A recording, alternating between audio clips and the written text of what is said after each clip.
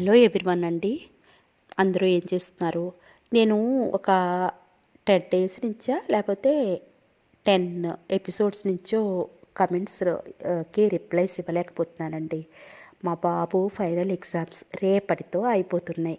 అంటే నాకు మళ్ళీ నెక్స్ట్ సమ్ సెప్టెంబర్ వరకు ఫ్రీ అండి. వాడికి ఇంకా అప్పటి వరకు ఎగ్జామ్స్ ఉండవు. అమ్మయ్య, థ్యాంక్ గాడ్.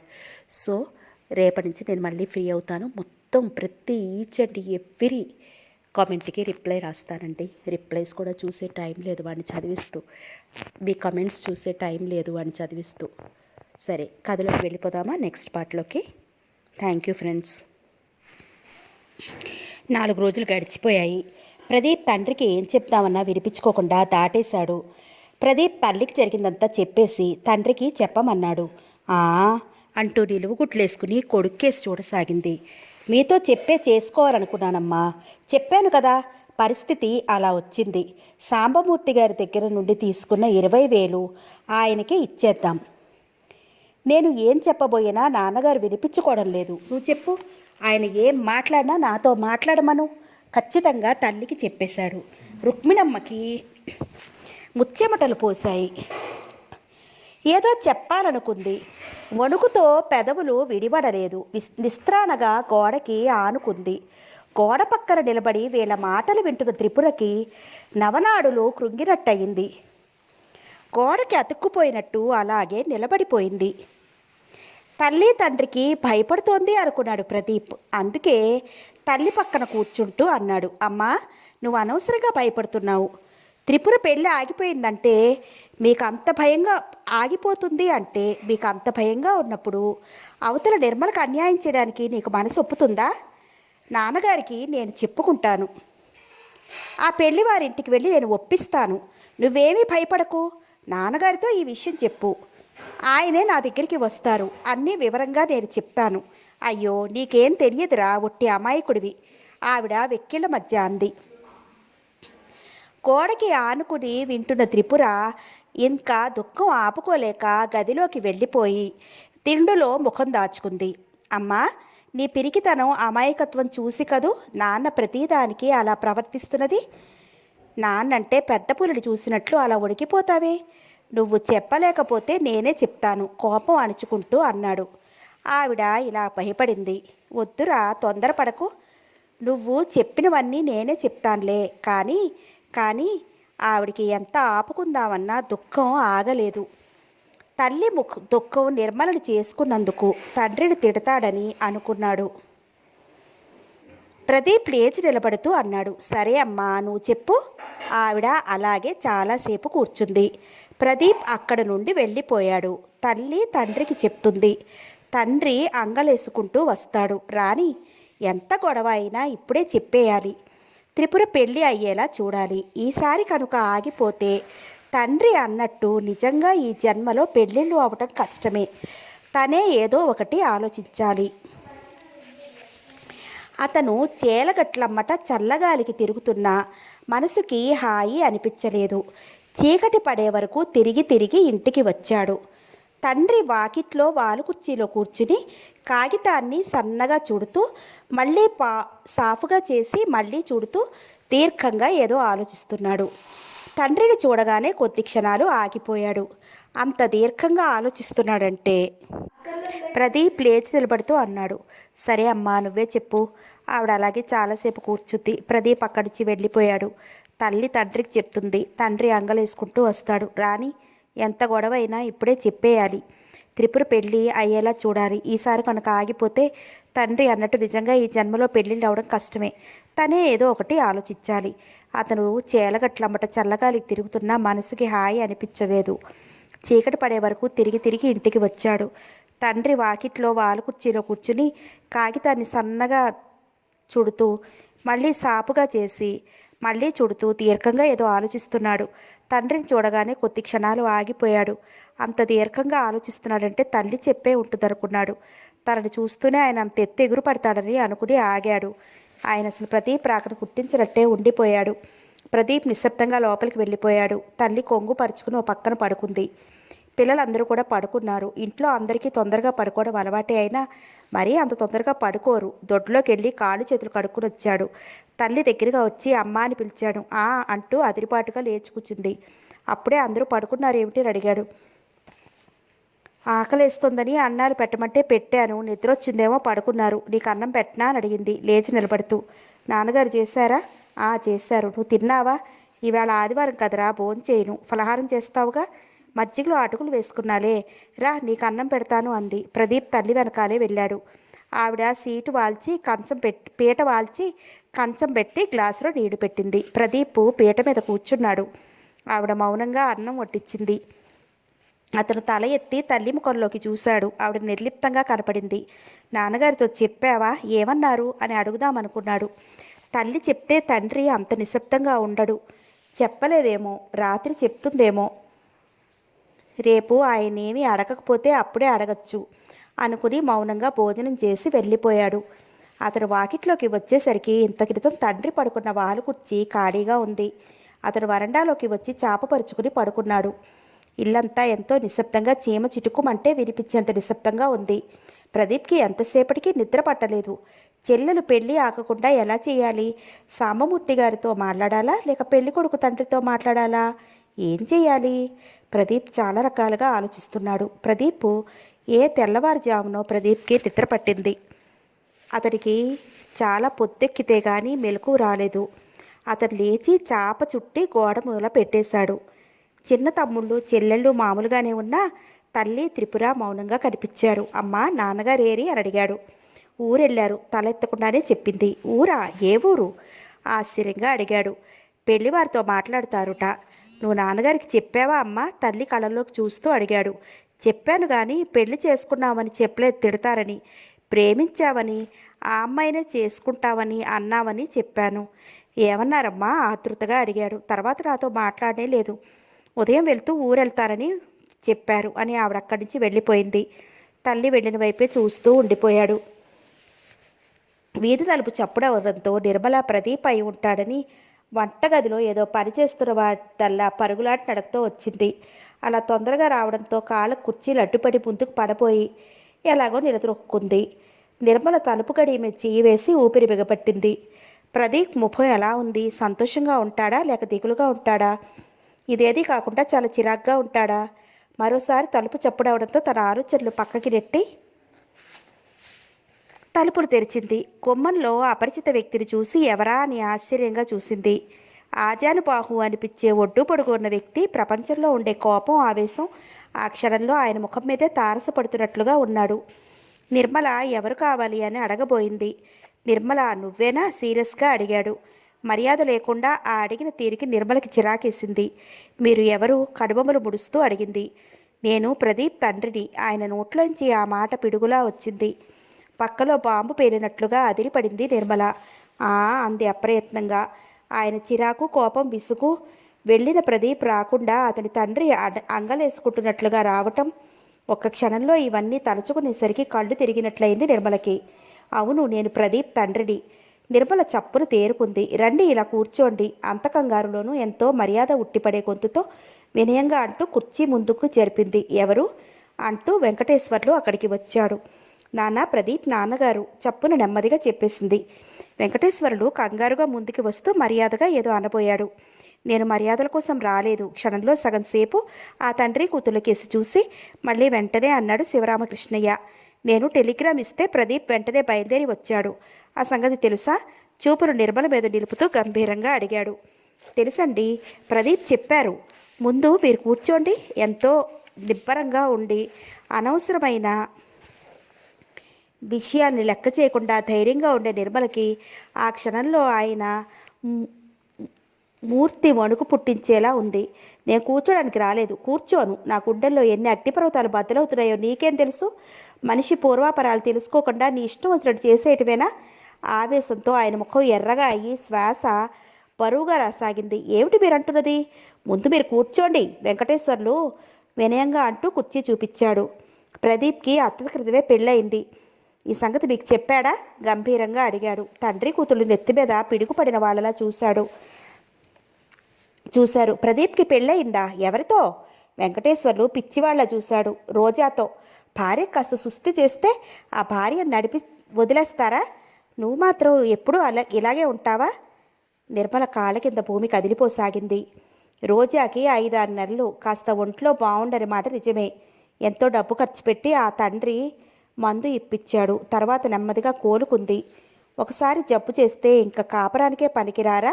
ఆ పిల్లలతో లక్ష్మణ అని ఏడుస్తుంటే నీకు ఇక్కడ నేను వేసే వేషాలు ఇవి. వాడు మీకేం చెప్పాడో మాకు తెలియదు. మర్యాదగా వాడి జీవితం నుంచి తప్పుకో. నీ గురించి వాళ్ళ కాపురం విడాకుల వరకు వచ్చింది. ఈ సంగతి విన్న ఆ పిల్ల తండ్రికి హార్ట్అటాక్ వచ్చింది. రోజా మంచం పట్టింది. రాను రాను ఆయన ఏం చెప్తున్నాడో నిర్మల చెవులకి వినపట్టం మానేసింది. ప్రదీప్కి అదివరకే పెళ్ళయిందా? ఇంకా నమ్మలేక అడిగాడు వెంకటేశ్వర్లు. అయ్యింది కనుకనే మీ అమ్మాయి ఉసురు పడి కంటికి మంటికి ఏకధారగా ఏడుస్తోంది. వాళ్ళ పెళ్లి ఫోటోలు పట్టుకొస్తానంటే రోజా ఒట్టు పెట్టుకుని ఆపేసింది. తనంటే ప్రదీప్కి ఇష్టం లేనప్పుడు బలవంతంగా ఆయన చేత ఏమీ చేయించొద్దు అంది. కానీ ఆ తండ్రి ఊరుకోనని ఎగురుతున్నాడు. ఇంతవరకు నా కూతురి ముఖం చూడకుండా చాటేసినా ఊరుకున్నాను. ఎప్పటికైనా తనే తెలుసుకుంటాడని ఊరుకున్నాను. మళ్ళీ పెళ్లి చేసుకుంటే ఇక్కడ చేతకానట్టెవరు ఊరుకోరు, కోర్టుకి ఇడుస్తాను అంటూ రంకెలు వేస్తున్నాడు. ఆ కేకలు విని వీడు తలపట్టు కూర్చున్నాడు. శివరామకృష్ణయ్య కంగుమనే స్వరంతో అన్నాడు. నిర్మల నిలబట్టానికే శక్తి లేని దానిలా గోడ మీద చెయ్యి వేసి నిలదొక్కుకోవాలని చూసి విఫలరాలైంది. 4 అడుగులు వేసి కూర్చుండిపోయింది. భరించలేని దుఃఖంతో పెదాలు అదురుతున్నాయి. చెప్పలేని ఆవేదనతో, గుండెలు పిండివేసే బాధతో నరనరం మెలితిరిగిపోతున్నట్లుగా ఉంది. నుదుటి మీద అరచేతుల్లో చెమట పట్టసాగింది. నోరంతా ఎండిపోయి నాలుక వెనక్కి లాగేస్తున్నట్టుగా ఉంది. ప్రదీప్ వెళుతుంటే నిర్మల కూడా తీసుకెళ్ళమని, తనంటే ప్రదీప్ తీసుకెళ్ళకపోవడం, అంతక్రితం కూడా వాళ్ళ ఇంటి అడ్రస్ చెప్పమంటే తనే వెళ్ళి చెప్తానని అడ్రస్ చెప్పకపోవటం, వీటన్నిటి అర్థాలు ఇప్పుడు భూతత్వంలో నుంచి కనిపిస్తున్నట్లుగా అనిపిస్తోంది వెంకటేశ్వర్లకి. వీళ్ళిద్దరినీ ఆ పరిస్థితుల్లో చూసిన శివరామకృష్ణయ్య రాతి మనసు కరగలేదు. నలుగురిలో నవ్వుల పాలు అవ్వకుండానే ముందుగా ఈ సంగతి చెప్పాను. వాడి జీవితంలోంచి తప్పుకుని ఇప్పుడే నీ దారి నువ్వు చూసుకుంటే సుఖపడతావు. రోజా తండ్రి పెద్ద మనుషుల తీర్పుతో ఈ ఊళ్ళో కాపురం పెట్టిస్తున్నాడు. ప్రదీప్ దానికి వినకపోతే కోర్టుకి ఎక్కుతానన్నాడు. నువ్వు ఎక్కడుంటావు? ఇన్నాళ్ళు వాడి చేష్టలు భరించి ఇప్పుడు ఇంక సహించలేక తాడోపొడ తేల్చేస్తానని కంకణం కట్టుకున్న రోజా తండ్రి ప్రదీప్ నిన్ను కలిస్తే ఊరుకుంటాడా? ఆయన కన్ను కప్పి ప్రదీప్ 2 కాపురాలు సాగిస్తాడా? ఇంత ధైర్యం ఉందా? అంత ధైర్యం గలవాడే అయితే పెళ్లికి ముందే చెప్పలేకపోయాడా? కనీసం చేసుకున్నాక మొన్న తను వచ్చినప్పుడు నిన్ను కూడా తీసుకురావచ్చును కదా. వెంకటేశ్వర్లకి ఎంత ఆవేశం కలిగినా నోరు విప్పి ఏది అనే పరిస్థితిలో లేడు. బుర్రంతా దిమ్మెక్కిపోయినట్టుగా ఉంది. నిర్మలకు శివరామకృష్ణయ్య చెప్పిన మాటలు కలలో వింటున్నట్లుగా ఉంది. మా వియ్యంకుడు గారు వచ్చి గొడవ చేశారు. నీ సంగతి తెలిసి టెలిగ్రామ్ ఇచ్చి రప్పిస్తే చేసిన తప్పు ఒప్పుకున్నాడు. నాకు ఏమాత్రం ముందు ఈ సంగతి తెలిసినా నీకు అన్యాయం జరగకుండా చేసేవాణ్ణి. ఇప్పుడు నా చేతిలో ఏమీ లేదు. వాడు ఎలా ప్రవర్తించినా అన్ని హక్కులు ఆ పిల్లకే ఉంటాయి. నీది దొంగ బతికే, ఏం చేసుకుంటారో మీ ఇష్టం అనేసి విసురుగా బయటకు వచ్చేశాడు. ఎంతో దిగులుగా తన అథారిటీతో అందరినీ గడగళ్ళాడించే శివరామకృష్ణయ్య వేలాడేసుకున్న ముఖంతో నెమ్మదిగా వచ్చి ఉస్సురంటూ కుర్చీలో కూలబడ్డాడు. రుక్మిణమ్మ గబగబా వచ్చి ఏమన్నారు అని ఆతృతగా అడిగింది. ముఖం వాచేలా చివాట్లు పెట్టాడు. పచ్చి మోసం దగా అన్నాడు. శుభలేఖలు కూడా ప్రింట్ అయ్యాక ఇప్పుడు కాదంటే తలెత్తుకుని తిరగాల, ఎందులో నన్న పడి చావాలా అని నిలదీశాడు. శుభలేఖలు వచ్చేయి, అప్పుడు పెళ్ళి ఆగిపోతే ఆ బాధ ఎలా ఉంటుందో నీకు తెలిసి రావాలన్నాడు. ఇంకేమని డబాయించటం? ఇంత విషయం పట్టుకొస్తాను, అందరం కలిసి మింగుతాం. ముఖానికి చెయ్యి అడ్డు పెట్టుకున్నాడు శివరామకృష్ణయ్య. అయ్యో అవేం మాట్లాడి, ఇన్నాళ్ళకి పిల్ల పెళ్లి కుదిరిందని సంబరపడితే ఏం చేయమంటావో చెప్పు. ఆ సంఘటనతో వచ్చిన ప్రతి సంబంధం చెడగొట్టారా గిట్టని వాళ్ళు? ఇన్నాళ్ళకి సంబంధం కుదిరింది, ఇప్పుడు ఇది కూడా చెడిందనుకో, ఇంకా తలెత్తుకుని ఎలా తిరగమంటావు? సిగ్గు శరం ఉన్నవాళ్ళు ఎవ్వరూ తల ఎత్తుకుని తిరగలేరు. అది వరకు అన్ని సంబంధాలు చెడిపోయినా నేను బాధపడలేదు. ఆ మచ్చ ఎలాగైనా పోగొట్టాలని చూశాను. నా సాయశక్తిలా ప్రయత్నం చేశాను. ఆ భగవంతుడి దయ వల్ల. అయ్యో అవేం మాట్లాడండి, ఈనాడు పెళ్లి కుదిరింది. రుక్మిణి అక్కడ నిలవలేనట్లుగా వడివడిగా లోపలికి వెళ్ళిపోయింది. త్రిపుర గదిలోకి వెళ్ళి తలుపులు మూసుకుంది. ప్రదీప్ ఇదంతా వింటూనే ఉన్నాడు. తండ్రి మీద ఎన్నడూ రానంత ఆగ్రహం కలిగింది. శివరామకృష్ణయ్య కొడుకుని పిలిచి ఏమీ అడగలేదు. ఇది మాత్రం ప్రదీప్కి చాలా ఆశ్చర్యంగా అనిపించింది. ఆయన తనతో చెప్పకుండా కుదిర్చాడు కాబట్టి తప్పు తెలుసుకున్నాడేమో అనుకున్నాడు.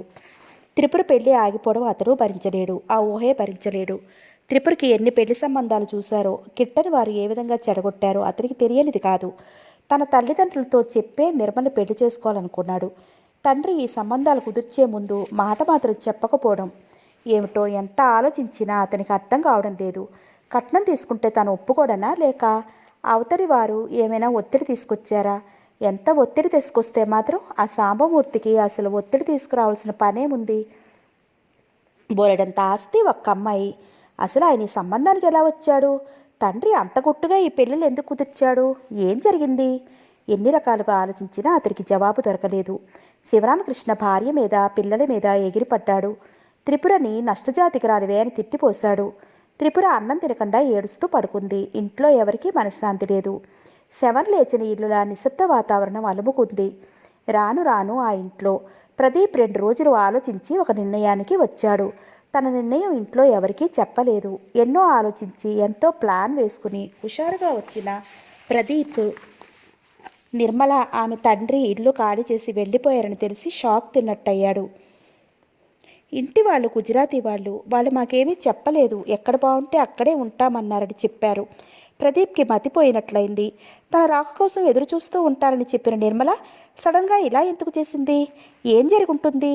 ఎంత ఆలోచించినా అతనికి అర్థం కాలేదు. ప్రదీప్ వెళ్ళి డాక్టర్ పరశురాంని కలిశాడు. ఆయనతో ఆ కుటుంబానికి కాస్త పరిచయం శకుంతల మరణంతో ఏర్పడింది. వెళ్ళిపోవడం ఏమిటి? నాకు తెలియదే. ఆయన తెల్లబోయాడు. ప్రదీప్ నిర్మల పనిచేసే ఆఫీస్కి వెళ్ళాడు. నిర్మల ఉద్యోగానికి రిజైన్ చేసిందని తెలిసింది. అతనికంతా అయోమయంగా అనిపించింది. అతను ఊరంతా పిచ్చివాళ్ల వెతికాడు. వెంకటేశ్వర్లకి నిర్మలకి స్నేహితులు లేరు, పరిచయస్తులు తక్కువ. ఎవరిని అడగాలి? ఎవరిని అడిగితే తెలుస్తుంది? నిర్మల హఠాత్తుగా ఇలా ఎందుకు చేసింది? ఉద్యోగానికి ఎందుకు రిజైన్ చేయాల్సి వచ్చింది? ఊరంతా తిరిగి తిరిగి నిస్పృహగా వస్తున్న ప్రదీప్కి సూర్యం కనిపించాడు. సూర్యాన్ని చూస్తూనే ప్రదీప్కి పోయిన ప్రాణం లేచి వచ్చినట్లయింది. ప్రదీప్ని చూడగానే సూర్యానికి భలే హుషారు కలిగింది. కానీ దాని పైకి ఏమాత్రం కనపడనీయకుండా అసలు ప్రదీప్ని చూడనట్టే వెళ్ళబోయాడు. ప్రదీప్ గబగబా ముందుకి 4 అడుగులు వేసి సూర్యం గారు అని పిలిచాడు. సూర్యం ఆగి వెనక్కి చూశాడు. ప్రదీప్ని హఠాత్తుగా చూసినట్లు ఆశ్చర్యంగా కనుబొమ్మలు పైకెత్తాడు. మీరా, ఎప్పుడొచ్చారు అని అడిగాడు. 2 రోజులైందండి. నిర్మల వాళ్ళు ఎక్కడికి వెళ్ళారో తెలుసా మీకు? అలా అడిగాక సూర్యం నోటి వెంట ఎలాంటి మాటలు వినవలసి వస్తుందో అని ఊపిరి బిగబెట్టాడు. సూర్యం ముఖంలో విచారం తొంగి చూసింది. చెప్పనా వద్దా అన్న భావం కూడా రెపరెపలాడింది. ప్రదీప్ నుండి క్షణంలో సగం సేపు చూపులు మళ్లించుకుని మళ్ళీ అతని కేసు చూస్తూ ఏమిటండి సంగతులు? ఏమీ తెలియనట్టు అడిగాడు. ఇవేం అతనికి వినిపించడం లేదు. నిర్మల వాళ్ళు వెళ్ళిపోయారని ఇంటి వాళ్ళు చెప్పారు. ఎక్కడికి వెళ్ళారో తెలియదన్నారు. ఎక్కడికి వెళ్ళారో మీకు తెలుసా? అసలు అంత హఠాత్తుగా ఎందుకు వెళ్ళారో, ఎక్కడికి వెళ్ళారో అసలు అర్థం కావడం లేదు. ప్రదీప్ గొంతులో బాధ, ఆవేదన సుళ్ళు తిరుగుతోంది. ప్రదీప్ని అలా బాధగా చూస్తుంటే సూర్యానికి వెర్రి ఆనందంగా ఉంది. గొప్ప సంతోషంగా కూడా ఉంది. తన సంతోషం, ఆనందం ప్రదీప్ ఎక్కడ గ్రహించేస్తాడోనని వెంటనే ముఖం కొద్దిగా తిప్పుకున్నాడు. ఆందోళనతో ఉన్న ప్రదీప్ సూర్యం ముఖంలో సంతోషం గ్రహించలేదు. సూర్యం ముఖం దించుకునేసరికి జరగనాటిదితో జరిగిందనిపించింది. దాంతో మరీ కంగారనిపించింది. సూర్యం భుజం పట్టి కుదుపుతూ అడిగాడు, ప్లీజ్ సూర్యం, మీకు తెలిస్తే చెప్పండి. 2 రోజుల నుండి నాకు మతి లేదు. సూర్యం ఏదో చెప్పాలని మళ్ళీ చెప్పలేనట్టుగా చూశాడు. చెప్పండి, ఏంటి సంశయిస్తున్నారు అని అడిగాడు. ఎక్కడికి వెళ్ళేది నాకు చెప్పలేదు, కానీ వెళ్లే ముందు ఇద్దరూ ఏదో జరిగినట్టు కుంగిపోయారు. నిర్మల మొహం చూపించలేనట్టుగా, సిగ్గుపడిపోయినట్టుగా ఉంది. మావయ్య మాత్రం నోరు జారని అన్నట్టుగా చప్పున ఆగిపోయాడు. ఏమన్నారు చెప్పండి, ఆతృతగా అడిగాడు. నిర్మల అదృష్టం చూసి ఆ భగవంతుడికే కన్ను కుట్టింది. ప్రదీప్ ఎదురు తల ఎత్తుకోలేకుండా చేశాడు. ఆ దేవుడని తిప్పుకున్నాడు. జరగరానిది ఏదో జరిగినట్టుగా మాట్లాడుకున్నారు. ఇక తరచి అడిగితే బాగుండదని నేను అడగలేదు. ఎక్కడికి వెళ్తారో చెప్పమని. మీరు వచ్చి అడిగినా చెప్పాలి కదా అని అడిగాను. ఎవ్వరికీ మా ఉనికి తెలియడం ఇష్టం లేదు. ఇంకేమీ అడక్కు అన్నారు. చేసేది లేక వచ్చేశాను, చాలా బాధగా అన్నాడు. ప్రదీప్ తల గిర్రుడు తిరుగుతున్నట్లయింది. తలలో సుత్తులతో బాతున్నట్లుగా పెద్ద బాధ, శూలాలతో పొడుస్తున్నంత బాధ. తల పగిలిపోతోందేమో అనిపించింది. ఏం జరిగింది? ఏం జరిగితే మాత్రం తను అర్థం చేసుకోలేడా? తను అంతరీచుడా? అంత సంస్కారం లేనివాడా? నిర్మలని అర్థం చేసుకోలేనంత మూర్ఖుడా? ఎందుకు ఇలా పిరికి పందులా పారిపోయింది? ఓహ్ నిర్మల, నన్ను అర్థం చేసుకున్నది ఇంతేనా? ఎక్కడ నేను వెతకను? నీ సలహాలు తీసుకుని నీ సహకారంతో ఈ సమస్యను చిటికలో తేల్చేద్దామని కంపెడాస్తో వచ్చానే. ఎంత జరగరాని జరిగినా నువ్వెందుకు పారిపోయావు? ఎందుకు ఇలా చేశావు? ఇంకో 4 రోజులు పిచ్చివాళ్ళ తిరిగాడు, ఫలితం శూన్యం. ఆ ఇంటికి కాస్త చనువుగా వస్తూ పోతుండేవాడు సూర్య ఒక్కడే. సూర్యం కన్నా తనకి వాళ్ళ వివరాలు చెప్పేవాళ్ళు ఎవరూ లేరు. అతని బుర్రంతా ఖాళీ అయిపోయింది. అతనికి ఏ ఆలోచన రావడం లేదు. రాత్రి 9 గంటలవుతోంది. కాళ్ళు ఈడ్చుకుంటున్నట్లుగా నెమ్మదిగా గట్ల మట్టి నడుస్తున్నాడు ప్రదీప్. ఎక్కడా జనసంచారం లేదు. రోడ్డు మీద ఓ ఎడ్ల బండి, అప్పుడో సైకిల్ ఇప్పుడో సైకిల్ అన్నట్టు బెల్లు కొట్టుకుంటూ వెళుతున్నాయి. ఒంటరిగా నడుస్తున్న ప్రదీప్కి ఎంత నడుస్తున్నా ఆ దారి తరుగుతున్నట్లుగా అనిపించడం లేదు. దీర్ఘకాలం నడుస్తున్నట్టుగా ఉంది. అతడు చేలగట్లు దాటి రోడ్డు మీదకి వచ్చాడు. 2-3 తెలిసిన వాళ్ళు కనిపించి పలకరించారు. పట్నం నిండా కుమార్ బాబు అని అన్నాడు తలెత్తకుండానే. ఊరంతా మాటు మణిగింది. ఎక్కడా ఏ అలికిడి లేని నిశ్శబ్దం. కొంచెం భయం కొలిపేటట్లుగా ఉంది. అతను మెట్లెక్కి తలుపు కొట్టబోయి అంతలో విరమించుకున్నాడు. ఈ వసారంలోనే పడుకుందామనుకున్నాడు. అతను చాప ఉందేమోనని ఇటు అటు చూశాడు. ఓ మూలను నిలబెట్టి ఉంది. అది తీసుకుందామని అతడు 2-3 అడుగులు వేశాడు. ఇంట్లో ఏదో జరుగుతున్నట్లుగా అనిపించింది. అతను తలుపు దగ్గరికి వచ్చాడు. తల్లి సన్నగా ఏడుపు గొంతు, త్రిపురని ఏడుపు గొంతుతో నెమ్మదిగా పిలుస్తోంది. ఇంకా ఎవరివో వెక్కిళ్ళ శబ్దం వినపడుతోంది. అతని కనుబొమలు ముడుచుకున్నాయి. ప్రదీప్ తలుపు తట్టాడు. ఒక్కసారి ఇంట్లో నిశ్శబ్దమైపోయింది. వెంటనే ఎవరూ తలుపు తెరవలేదు. ప్రదీప్ మళ్ళీ 2-3 సార్లు తలుపు తడుతూ అమ్మా అని పిలిచాడు. మరో నిమిషానికి తలుపులు తెరుచుకున్నాయి. చిన్న చెల్లెలు భ్రమర తలుపు తెరిచి అన్నగారిని చూసి లోపలికి పరుగులాంటి నడకతో వెళ్ళింది. ప్రదీప్కి అర్థం కాలేదు. గబగబా లోపలికి వెళ్ళాడు. త్రిపురని కింద చాప మీద పడుకోబెట్టారు. చుట్టూ తల్లి, తండ్రి, చిన్న తమ్ముడు రమణ కూర్చున్నారు. వాళ్ళ ముఖాల్లో విషాదం కూడు కట్టుకుని ఉంది. భ్రమర తలుపుని ఆనుకుని నిలబడింది. అమ్మా ఏమైంది? ఆదుర్దాగా అడుగుతూ దగ్గరకు వచ్చాడు. తల్లి పమిట కొంగు నోటు కట్టు పెట్టుకుని నిశ్శబ్దంగా ఏడుస్తోంది. తండ్రి ముఖం మరోవైపుకు తిప్పుకున్నాడు. రమణ లేచి పక్క గదిలోకి వెళ్ళాడు. ప్రదీప్ తల్లి పక్కన కూర్చుంటూ మళ్ళీ అడిగాడు త్రిపురకి ఏమైందని. ఘోరమే జరిగింది, చెప్తా లే వెక్కిళ్ళ మధ్య అంది. ప్రదీప్ త్రిపుర కేసు చూశాడు. గుండెల దాకా దుప్పటి కప్పారు. జుట్టు విడివడి ఉంది. నుదుట పొట్టు లేదు. మూసిన కళ్ళ నుండి కన్నీళ్లు పక్కలకి జారుతున్నాయి. ముఖం ఉప్పి ఉంది. చేతులు ముఖం అక్కడక్కడ గీరుకుపోయినట్లుగా ఉంది. మనిషి నీటిలో మునిగి తేలినట్టుగా ఉంది. అతనికి పరిస్థితి అర్థమయ్యే అవనట్టుగా ఉంది. త్రిపుర అని 2-3 సార్లు తట్టి పిలిచాడు. అంది కానీ కళ్ళు తెరవలేదు. శివరామకృష్ణయ్య లేచి వరండాలోకి వెళ్ళిపోయాడు. 10-15 నిమిషాలు ప్రదీప్ మాట్లాడలేదు. తర్వాత నెమ్మదిగా అడిగాడు, ఏం జరిగిందో చెప్పమ్మా. రుక్మిణమ్మ భ్రమరని దగ్గరికి రమ్మన్నట్టు సైగ చేసింది. భ్రమర రాగానే త్రిపుర దగ్గర కూర్చోమని తను లేచి వంటగదిలోకి వెళ్ళింది. ప్రదీప్ తల్లిని అనుసరించాడు. ప్రదీప్ తల్లి చెప్పింది విని కొయ్యబారిపోయాడు. కొద్ది క్షణాలు నోటమాట రాని వాళ్ళ చూస్తూ ఉండిపోయాడు. త్రిపురకి ఎంత ధైర్యం ఉందా? మగవాళ్ళని చూస్తూనే తల వంచుకుపోయే త్రిపుర, 4 ఆడవారు ఒక చోట చేరితే కూడా మాట్లాడటానికి భయపడే త్రిపుర ఇలా ఏమాత్రం ఆలోచన లేకుండా ప్రవర్తించిందంటే అతను నమ్మలేకుండా ఉన్నాడు. అసలు త్రిపురని ఆ ఊరు ఎందుకు పంపావమ్మా? బాధగా అన్నాడు. ఇది ఇలా చేస్తుందని ఏం తెలుసు నాయనా? పిన్ని లేవలేకుండా ఉన్నారు. కాస్త సహాయంగా ఉంటుంది. త్రిపురని పంపమని రాసింది. మనం ఎప్పుడు కబురు చేసినా రెక్కలు కట్టుకుని వాలినట్టుగా వచ్చేది. ఒక్కసారి నోరు విడిచి అడిగితే పంపకపోతే బాగుంటుందా? ఈ పిల్లాడు వాళ్ళింటికి వస్తూ ఉండేవాడట. ఏం కర్మ కాలిందో. ఆ పిల్లాడే పెళ్లికి ఒప్పుకోవడం వలన అదృష్టమే అనుకున్నాను. ఈ సాంబమూర్తి మరదలు కొడుకే ఆ కుర్రాడు. ఆయన వాళ్ళ అమ్మాయిని నీకు చేసుకోవాలనుకున్నాడు. వాళ్ళ పిల్లని చేసుకునే ఒప్పందం మీదే ఈ సంబంధం 20,000కైనా ఒప్పించాడు. అంతా గుట్టుగా జరిగిపోతుందనుకున్నాం. నువ్వు కాదన్నావు. ఇది కాకపోతే ఆ పెళ్లి జరగదన్నారుట. ఇది కంగారు పడి నూతిలో దూకింది. గట్టిగా చెప్పుకోవడానికి లేదు. ఆవిడ నిశ్శబ్దంగా ఏడవసాగింది. ప్రదీప్ దవడ ఎముక కరకరమంది. తప్పు చేసింది ఇద్దరు, కానీ ఆ తప్పు బయటపడకుండా ఇద్దరికి పెళ్లి చేయాలంటే 20,000 కట్నం, లాంఛనాలు కావాలి. ఎంత అన్యాయం! అమ్మా వెళ్ళి త్రిపుర దగ్గర కూర్చో మెల్లగా అన్నాడు. ఆవిడ లేచి వెళ్ళి త్రిపుర పక్కన కూర్చుంది. వీధి వసారాలో తండ్రి ఉన్నాడు. అక్కడికి వెళ్ళి బుద్ధ కాలేదు. దొడ్లో మడత మంచం వేసుకుని పడుకున్నాడు. అలా పడుకున్నాడే కానీ అతని కంటి మీదకి కురుకన్నది రాలేదు. అసలే మనసు పాడైపోయి బుర్ర వేడెక్కిపోయి ఇంటికి వస్తే ఇక్కడ సంఘటన మతిపోయేలా చేస్తోంది. ఇంటికి వస్తే ఇక్కడ సంఘటన మతిపోయేలా చేస్తోంది. తను ఎన్ననుకుని ఇంట్లో నుంచి బయలుదేరాడు. నిర్మల్ తీసుకుని తిన్నగా ఇక్కడికి వచ్చి తల్లికి చెప్పడానికి భయపడి దాచిన విషయం తండ్రికి చెప్పేసి తిన్నగా సాంబమూర్తి ఇంటికే వెళ్ళి తన సంగతి చెప్పేసి త్రిపుర సంగతి తేల్చేద్దామని వెళ్ళాడు. తను ఎన్ని చెప్పినా నమ్మశక్యం కాకుండా రుజువు లేకుండా నిర్మల మాయమైంది. వీళ్ళు కాదంటే త్రిపురను తన దగ్గరికి తీసుకుపోయి ఏదో ఒక సంబంధం కుదుర్చేయాలనుకున్నాడు. కానీ ఇప్పుడు ఈ సంబంధమే చేసి తీరాలి, తప్పదు. ఈ సంబంధం ఈ పరిస్థితిలో తప్పిపోయిందంటే త్రిపుర ఈ పూట చేసిన పని మరో పూటైనా చేస్తుంది. త్రిపుర ఆ పని చేసినా ఈ పెళ్లి ఆగిపోయినా ఎవరూ తలెత్తుకొని తిరగలేరు. ఏమిటి త్రిపుర జాతకం ఇలా అయింది? పెళ్లి అనేసరికి సవ్యంగా జరగటం లేదు అప్పా అని కడతలు గట్టిగా నొక్కుకున్నాడు. త్రిపుర 12వ ఏటనే పెళ్లి చేశారనుకున్నారు త్రిపురకి చిన్నతనంలో పెళ్లి చేయమని శివరామకృష్ణయ్య తల్లి పట్టుబట్టి కూర్చుంది.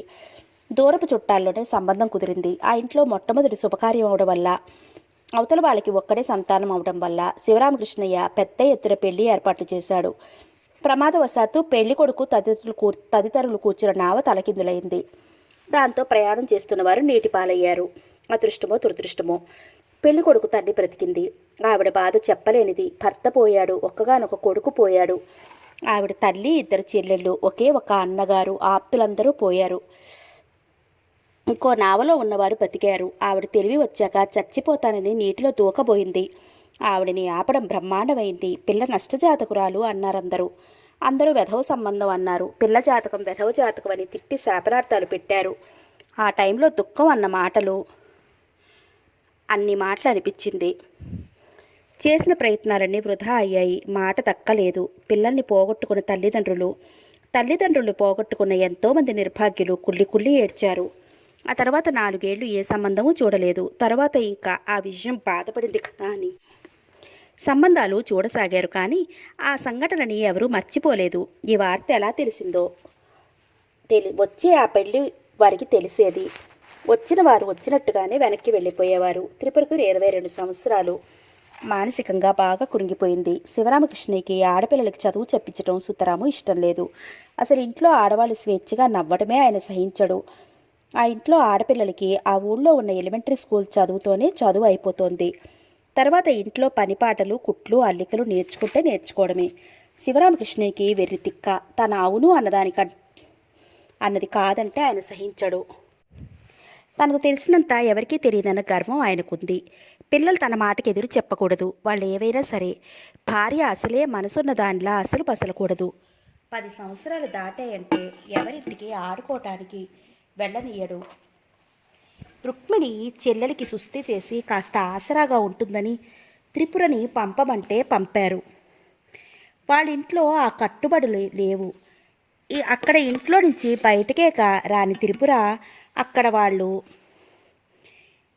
ఏ లేకపోవడం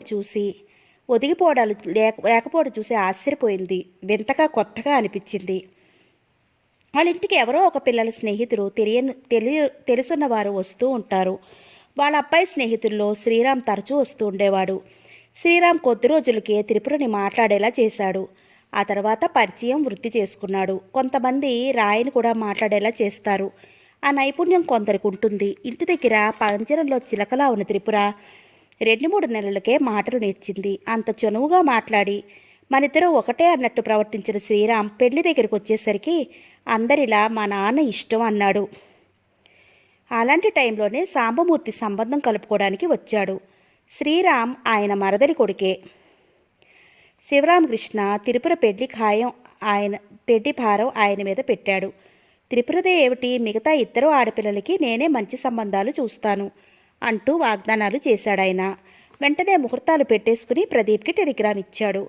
సాంబమూర్తి కూతురు రోజా. ఆమెకున్నంత గర్వం, అహంకారం ఎవరికీ ఉండవేమో అనిపిస్తుంది. తండ్రిది ఎంత మంచి మనసో, ఎంత జాలిగుండో రోజాది దానికి విరుద్ధం. గొప్ప కోసం ఎంతైనా ఖర్చు పెడుతుంది. ప్రాణం పోతోందని ఇంట్లో పనివారు అడిగినా ₹1 కూడా ఇవ్వదు. ఎప్పుడైనా ఇచ్చినా వాళ్ళని బాగా బాధ పెట్టి ఉడికించి ఇంకా సహాయం దొరకదని నిరాశ చేసుకున్నాక, ఆశ వదులుకున్నాక అప్పుడు ఇస్తుంది. అలా ఇచ్చినప్పుడు ఒక్కొక్కసారి వాళ్ళ అవసరాలు తీరిపోతాయి కూడా. కానీ రోజా ఇచ్చినప్పుడు తీసుకోకపోతే ఇక జన్మలో ఏమీ ఇవ్వదు. అందుకే ఆమెకు భయపడి చచ్చినట్టు తీసుకుంటారు. సాంబమూర్తి ఆస్తి మీద మోజుతో కొందరు, రోజా స్వభావం పూర్తిగా తెలియక బయట ఆ చలాకీతనానికి ఆకర్షితులై కొందరు రోజాను చేసుకోవాలని మహా ఇదయ్యారు. రోజా అలా తన చుట్టూ తిరిగేవారిని అసలు లెక్క చేసేది కాదు. వాళ్ళని ఏడిపించి ఉడికించి ఆనందించేది. ఏ విషయంలోనైనా ఎవరైనా బాధపడుతుంటే రోజాకి చాలా ఆనందం. రోజాని లెక్క చేయకుండా రోజాని నిర్లక్ష్యం చేస్తే అసలు సహించదు. వాళ్ళతో ఎలాగైనా పరిచయం చేసుకుని వాళ్ళు కాస్త దగ్గరవుతుంటే అప్పుడు వాళ్ళ మీద దెబ్బ కొట్టేది. రోజాలో హఠాత్తుగా కలిగిన ఈ మార్పు చూసి వాళ్ళు తలకిందులైతే రోజా గర్వంగా నవ్వుకునేది. ప్రదీప్ని 2-3 సార్లు రోజా చూసింది. ప్రదీప్కి ఆ కుటుంబంలో అంతగా చనువు లేదు. ఓహో అంటే ఓహో అనుకోవటమే. ప్రదీప్కి ఆయన ఆస్తి మీద ఆశ లేదు. రోజా మోడర్న్ పద్ధతుల మీద ఆసక్తి మోజు లేవు. రోజాకి ప్రదీప్ నచ్చాడు, కానీ ఆ నిర్లక్ష్యానికి ఒళ్ళు మండింది. అతనితో పరిచయం పెంచుకుంది. ఓడించి ఆనందించడానికి లేదు. ఇద్దరూ చెరోమూలా ఉంటారు. అయినా రోజా ప్రదీప్ని అలా ఏడిపించి వదిలే వాళ్ళ జాబితాలో వెయ్యలేకపోయింది.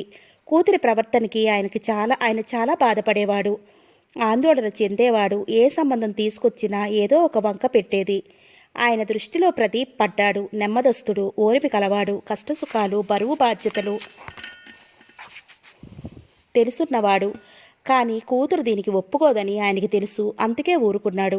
ఆ మధ్య ఓ పెళ్లిలో ప్రదీప్ వాళ్ళు కలిశారు. సాంబమూర్తికి ప్రదీప్ మీద ఆశ ఉంది కాబట్టి ఇక ఉండబెట్టలేక ప్రదీప్ గురించి కూతురు దగ్గర ధైర్యం చేసి కదిపాడు. రోజా ఇష్టపడింది. కూతురు ఒప్పుకునేసరికి ఆయన ఉక్కిరిబిక్కిరయ్యాడు. ఎంత తెలిసి ఉన్నవారైనా ఆఖరికి ఈ రోజుల్లో మేనరికాలు అయినా కూడా పెళ్లి చూపులు జరుగుతాయి. అలాంటిది తండ్రి వెళ్ళి మాట మాత్రం చెప్పగానే శివరామకృష్ణయ్య ముహూర్తాలు పెట్టుకోవడానికి వచ్చినప్పుడు గర్వంగా నవ్వుకుంది. మగపిల్లాడు తండ్రి శివరామకృష్ణయ్య ఆతృత చూస్తుంటే పగలపడి నవ్వాలనిపించింది. కూతుర్ని అత్తవారింటికి పంపినట్లు కొడుకును కూడా అత్తవారింటికి పంపుతాడు. శివరామకృష్ణయ్యకి గర్వం అని విన్న రోజా ఇప్పుడు ఆయన గర్వం ఏమోలు దాక్కుంటుంది అనుకుని హాయిగా నవ్వుకుంది. ఏ ఆశ లేని ప్రదీప్ ఇప్పుడు ఎందుకు ఒప్పుకున్నట్లో. కొంతమంది ఏ ఆశ లేనట్లు నటిస్తారు. ఐశ్వర్యం వచ్చి ఒళ్ళో వాలుతుంటే ముట్టుకోకుండా ఎవరూ ఉండరు. అదంతా నటన. డబ్బంటే ఆశ లేనట్టు, అందం అంటే లెక్కలేనట్టు మసిరాడుగా. ఇప్పుడు ఏమంటాడు? మొదటి నుంచి తన మనసులో ఏముందో కథలుగా చెప్తాడేమో, లేక కథలు అల్లుతాడేమో. కథలుగా చెప్తే వింటుంది, కథలు అల్లితే తగిన జవాబు చెప్తుంది. తండ్రితో చెప్పింది, డాడీ డబ్బు పంపి మంచి మంచి సూట్లు ముందే కుట్టించుకోమనండి అని. నువ్వు చెప్పాలా తల్లి, నాకు తెలియదా? ఈరోజే పంపుతున్నాను అన్నాడు. సాంబమూర్తి పంపిన చెక్కు ప్రదీప్ తిరిగి పంపేశాడు. శివరామకృష్ణయ్య నెత్తి మొత్తుకున్నాడు. అదేం పని అంటూ. నాకు నచ్చని పని అనేసి అక్కడి నుంచి వెళ్ళిపోయాడు. సాంబమూర్తి స్వయంగా బయలుదేరి వచ్చాడు. ఇంట్లో పెళ్లి పనులు చురుగ్గా సాగుతున్నాయి. ప్రదీప్ ఒక్కడి ముఖంలో మినహా అందరి ముఖాల్లో సంతోషం నాట్యం చేస్తోంది. త్రిపుర అన్నగారి కాళ్ళు కళ్ళకద్దుకుంది. ఏం పని త్రిపుర? అర్థం కాకడిగాడు. నువ్వు దేవుడు అన్నయ్య. నువ్వు కనుక ఇప్పుడు కాదంటే నాకు చావే శరణ్యమయ్యేది. నాకు నువ్వు కొత్త జీవితాన్ని ప్రసాదించావు. ఇంక జీవితంలో ఏ పని ఆలోచించకుండా చెయ్యను. అన్నయ్య, నీకు నా మీద కోపంగా అసహ్యంగా ఉందా అని అడిగింది. అలా అడుగుతూ ముఖం దాచుకుంది. ఏం మాటలమ్మా, కోపం ఎందుకు, అసహ్యం ఎందుకు? అలా ఎప్పుడూ అనుకోకు. నువ్వు చాలా అదృష్టవంతురాలివి. అందుకే వాళ్ళు ఏం పేచి నిందలు వేయకుండా ఒప్పుకున్నారు. సంతోషంగా ఉండు త్రిపుర. త్రిపుర తల మీద చెయ్యి వేస్తూ నెమ్మదిగా అన్నాడు. ఆ మర్నాడు కారేసుకుని వర్మ దంపతులు వచ్చారు. ఎలాగో శివరామకృష్ణయ్య అడ్రస్ తెలుసుకుని సంతోషంగా వచ్చాడు. తన ఆస్తి అంతస్తు చూసి పెద్దవాడు ప్రదీప్ తండ్రి బెత్తబడకపోతాడా అనుకున్నాడు. పిల్లదే ఉంది, ఉడుకు రక్తం. వాళ్ళకి జీవితంలో డబ్బు అవసరం ఎంత ఉంటుందో, దాన్ని సమకూర్చుకోవాలంటే ఎంత శ్రమపడాలో బొత్తిగా తెలియదు. సినిమాలు చూసి పుస్తకాలు చదివి ప్రేమని భోజనం చేస్తూ జీవితం గడిపవేయవచ్చు అనుకుంటారు. కానీ డబ్బు పుష్కలంగా ఉండే కాలు మీద కాలు వేసుకుని జీవితం దర్జాగా గడిపేయవచ్చునని ఈ కుర్రకారికి బొత్తిగా తెలియదు. ఆ డబ్బే ఉంటే కోరుకున్నది డబ్బుతో కొనుక్కుని హాయిగా జీవితం ఎంజాయ్ చేయవచ్చునని కూడా తెలియదని బాధపడ్డాడు. ఎలాగైతేనేం ప్రదీప్ ఉండే ఇల్లు తెలుసుకుని ఆయన ద్వారా ప్రదీప్ కుటుంబ విషయాలు కూడా తెలుసుకుని హుషారుగా బయలుదేరాడు. ఇక్కడ ఈ హడావుడి చూసి కొయ్యబారిపోయాడు. చేతికి అందబోయే అమృత కలసం చేజారిపోయినట్టు అనిపించింది. అందులో ఎవరో కాదు, తన తాతగారి ఇంటిలో సాంబమూర్తి తండ్రి వారాలు చెప్పుకుని తిని చదువుకున్నవాడు. అలాంటి తండ్రికి పుట్టిన సాంబమూర్తి ఐఏఎస్ పాస్ అయ్యి ఇంత డబ్బు గడించినవాడు ఇక్కడ తన అమృత కలసాన్ని కాజేశాడు. ఇది వర్మకి పెద్ద దెబ్బలా అనిపించింది. కానీ ఏం చెయ్యలేకపోయాడు. అలా అని ఊరుకోలేక మొదటి నుండి ప్రదీప్ అంటే తనకి గౌరవమని, పెళ్లి మాట చెప్తే దాటేశాడని చెప్పాడు. తన ఆస్తి అంతస్తు వివరించాడు. తనకి అదృష్టం లేదని నిట్టూర్చాడు. ప్రదీప్లో దేనికి చలనం లేదు. గంభీరంగా ఉండిపోయాడు. శివరామకృష్ణయ్య కొడుకుతో మాట్లాడాలంటేనే భయపడుతున్నాడు. అతని దగ్గరికి రావాలంటే అందరికీ ఏదో బెరుకుగానే ఉంది. అన్నానికి పిలవాలంటే కూడా రుక్మిణమ్మ భయపడుతోంది. కానీ ఆవిడ లోపల లోపల ఎంత బాధపడుతోందో ఆ భగవంతుడు తప్ప ఎవరికీ తెలియదు. తన కొడుకుతో అబద్ధం ఆడానే అని ఆవిడ మనసు కృంగిపోతోంది. అలా చెప్పకపోతే భర్త చంపేస్తాడు. ప్రదీప్ చెప్పమన్నట్టుగానే రుక్మిణమ్మ భర్తకి చెప్పింది. కానీ శివరామకృష్ణయ్య తనతో అసలు విషయం చెప్పలేదని చెప్పమన్నాడు. భర్తకి భయపడి ఆవిడ కొడుకు అలాగే చెప్పింది. కొడుకు త్రిపుర గురించే పెళ్లికి తలవంచాడని తెలుసుకుంది. కానీ నిర్మల సంగతి కొడుకు ఏమీ చెప్పలేదు. ఆ పిల్ల ఏమైంది? చెప్పకుండా ఊరెళ్ళిన కొడుకు ఆ రాత్రి పిచ్చివాళ్లా తిరిగి వచ్చాడు. అసలు సంగతి అడిగి తెలుసుకోవాలని ఉన్నా అడగటానికి భయంగా ఉంది. ఇంకో ఆడపిల్ల జీవితం అన్యాయమైపోతుందేమో అని బాధగా కూడా ఉంది. ఎవరిని అడగలేక ఏమీ చెయ్యలేక తనలో తనే బాధపడసాగింది. ప్రదీప్ని భోజనానికి పిలవాలన్నా ఏదైనా చెప్పాలన్నా త్రిపురే వస్తుంది. శివరామకృష్ణయ్య నిమ్మకి నీరెత్తినట్లుగా ఉన్నాడు. ఆయనకి ఎవరి బాధలతో సంబంధం లేదు. ఏ ఆటంకాలు లేకుండా ఇంట్లో పనులు జరిగిపోవాలి అంతే. ప్రదీప్ కళ్ళకి నిర్మల నీలి కళ్ళు తప్ప ఏమీ కనిపించవు. ప్రదీప్ చెవులకి నిర్మల తేనెలూరించే మాటలు తప్ప ఇంకేమీ వినిపించడం లేదు. ఏదో జరిగిందని సూర్యం అన్నాడు. నిర్మల అనవసరంగా భయపడి పారిపోయింది. ఎక్కడికి వెళ్ళినా ఎప్పటికైనా నిర్మల తనకు తప్పకుండా కనిపిస్తుందనే ఆశాకిరణం ప్రదీప్లో ఉంది. ఆ ఆశ అతన్ని ఈ మాత్రమేనా నిలబడేలా చేస్తోంది. నిర్మల వెళ్ళిపోయిందని అతను తలుచుకోవడం లేదు. అలా తలుచుకుంటే గుండెలు బద్దలయ్యే ఆవేదనని అతను తట్టుకోలేకుండా ఉన్నాడు. అందుకే నిర్మల ఎప్పటికైనా తనని కలుస్తుంది. తను నిర్మలని చూస్తాడు. అప్పుడు ఎందుకు ఇలాంటి పిచ్చి పని చేశావని మందలిస్తాడు. అప్పుడు నిర్మల అమాయకంగా ఏవేవో మాట్లాడుతుంది. తను ఓదారుస్తాడు. ఇలా ఊహించుకుంటాడు. అప్పుడు అతని బాధ కొంత ఉపశమనం కలిగినట్లుగా అనిపిస్తుంది. ఏదో లోకంలో ఉన్నట్టుగా ఉండే కొడుకుని చూస్తే రుక్మిణమ్మకి కడుపులో తేవినట్లవుతోంది. శివరామకృష్ణయ్య పెళ్లి కూతురికి ఎలాంటి చీరలు కొనాలో కొడుకుని అడగటానికి భయపడి భార్యని అడగమన్నాడు. మీరు అడగండి అనేసి అక్కడి నుంచి వెళ్ళిపోయింది. భర్త చెప్పింది రుక్మిణమ్మ ఎప్పుడు చెయ్యనలేదు. కానీ ఇప్పుడు కొడుకుని అడగాలంటే భయం వేసింది. అసలు సాంబమూర్తి ఏమీ కొనక్కర్లేదన్నాడు. నగలు బట్టలు తానే తీసుకుంటా అన్నాడు. కానీ అంత కట్నం తీసుకుని కనీసం చీరలైనా కొనకపోతే నలుగురిలో అవమానంగా ఉంటుందని 2 చీరలు 5 తులాల బంగారం తీసుకోవాలనుకున్నారు. రోజాకి ఎన్నో బంగారు ఆభరణాలున్నాయి. తనేం చేయించాలో తెలియక గాజులు జత చేయించాడు. ఎవరిని అడగకుండా తనే వెళ్ళి 2 పట్టు చీరలు కొన్నాడు. ఇద్దరి పెళ్లిళ్ళు బ్రహ్మాండంగా జరిగాయి. త్రిపుర కళ్ళల్లో కోటి కాంతులు వెదజల్లుతున్నాయి. మొదట హీరోలా ప్రవర్తించి ఆ తర్వాత తండ్రి చాటు బిడ్డలా బుద్ధిమంతుడిలా ప్రవర్తించిన శ్రీరామ్ ఇప్పుడు త్రిపుర కేసి కొంటెగా చూసి నవ్వుతున్నాడు. శివరామకృష్ణయ్య కొండెక్కినంత ఆనందంగా గలగల నవ్వుతూ మాట్లాడుతున్నాడు. సాంబమూర్తికి అంతా కలలా అనిపిస్తోంది. రోజా గంభీరంగా ఉండే ప్రదీప్ కళ్ళల్లోకి చూసింది. ఆ కళ్ళల్లో రోజాని గెలుచుకున్నానని గర్వం కానీ ఆనందం కానీ ఏమీ లేవు. గంభీరంగా ఉండే ప్రదీప్ ముఖంలో సంతోషం ఆనందమే కాదు, ఏ భావాన్ని వ్యక్తం చేయడం లేదు. పురోహితుడు చెప్పింది చేస్తున్నాడు. రోజా మనసు దెబ్బతిన్నట్టయింది. చిరాగ్గా కనుబొమ్మలు ముడుచుకుని కూర్చుంది. ఫ్రెండ్స్ అందరూ రోజా సెలక్షన్ మెచ్చుకుంటూ రోజా భుజాలు పట్టుకుని ఊపేశారు. అతనికి ఒక్క డబ్బేగా లేకపోతా, నీ డబ్బిక ముందు మీ డబ్బేగా. ప్రదీప్ కుమార్ చాలా హుందాగా ఉన్నాడే. అలాంటి సామాన్యమైన జీవితం గడుపుతుంటేనే అంత హుందాగా రాజాలా కనిపిస్తున్నాడు. ఇంక నీ సాహచర్యంలో 3 రోజులు గడిపాడంటే ఇంకెంత దర్జాగా ఉంటాడో. ఈ రాత్రికే ఇంత దిష్టి తీసేయి, మా దిష్టే తగలొచ్చు అన్నారు. కాస్త దూరంలో కుర్చీలో కూర్చుని సూర్యంతో మాట్లాడుతున్న ప్రదీప్ కేసి తల తిప్పి చూసింది.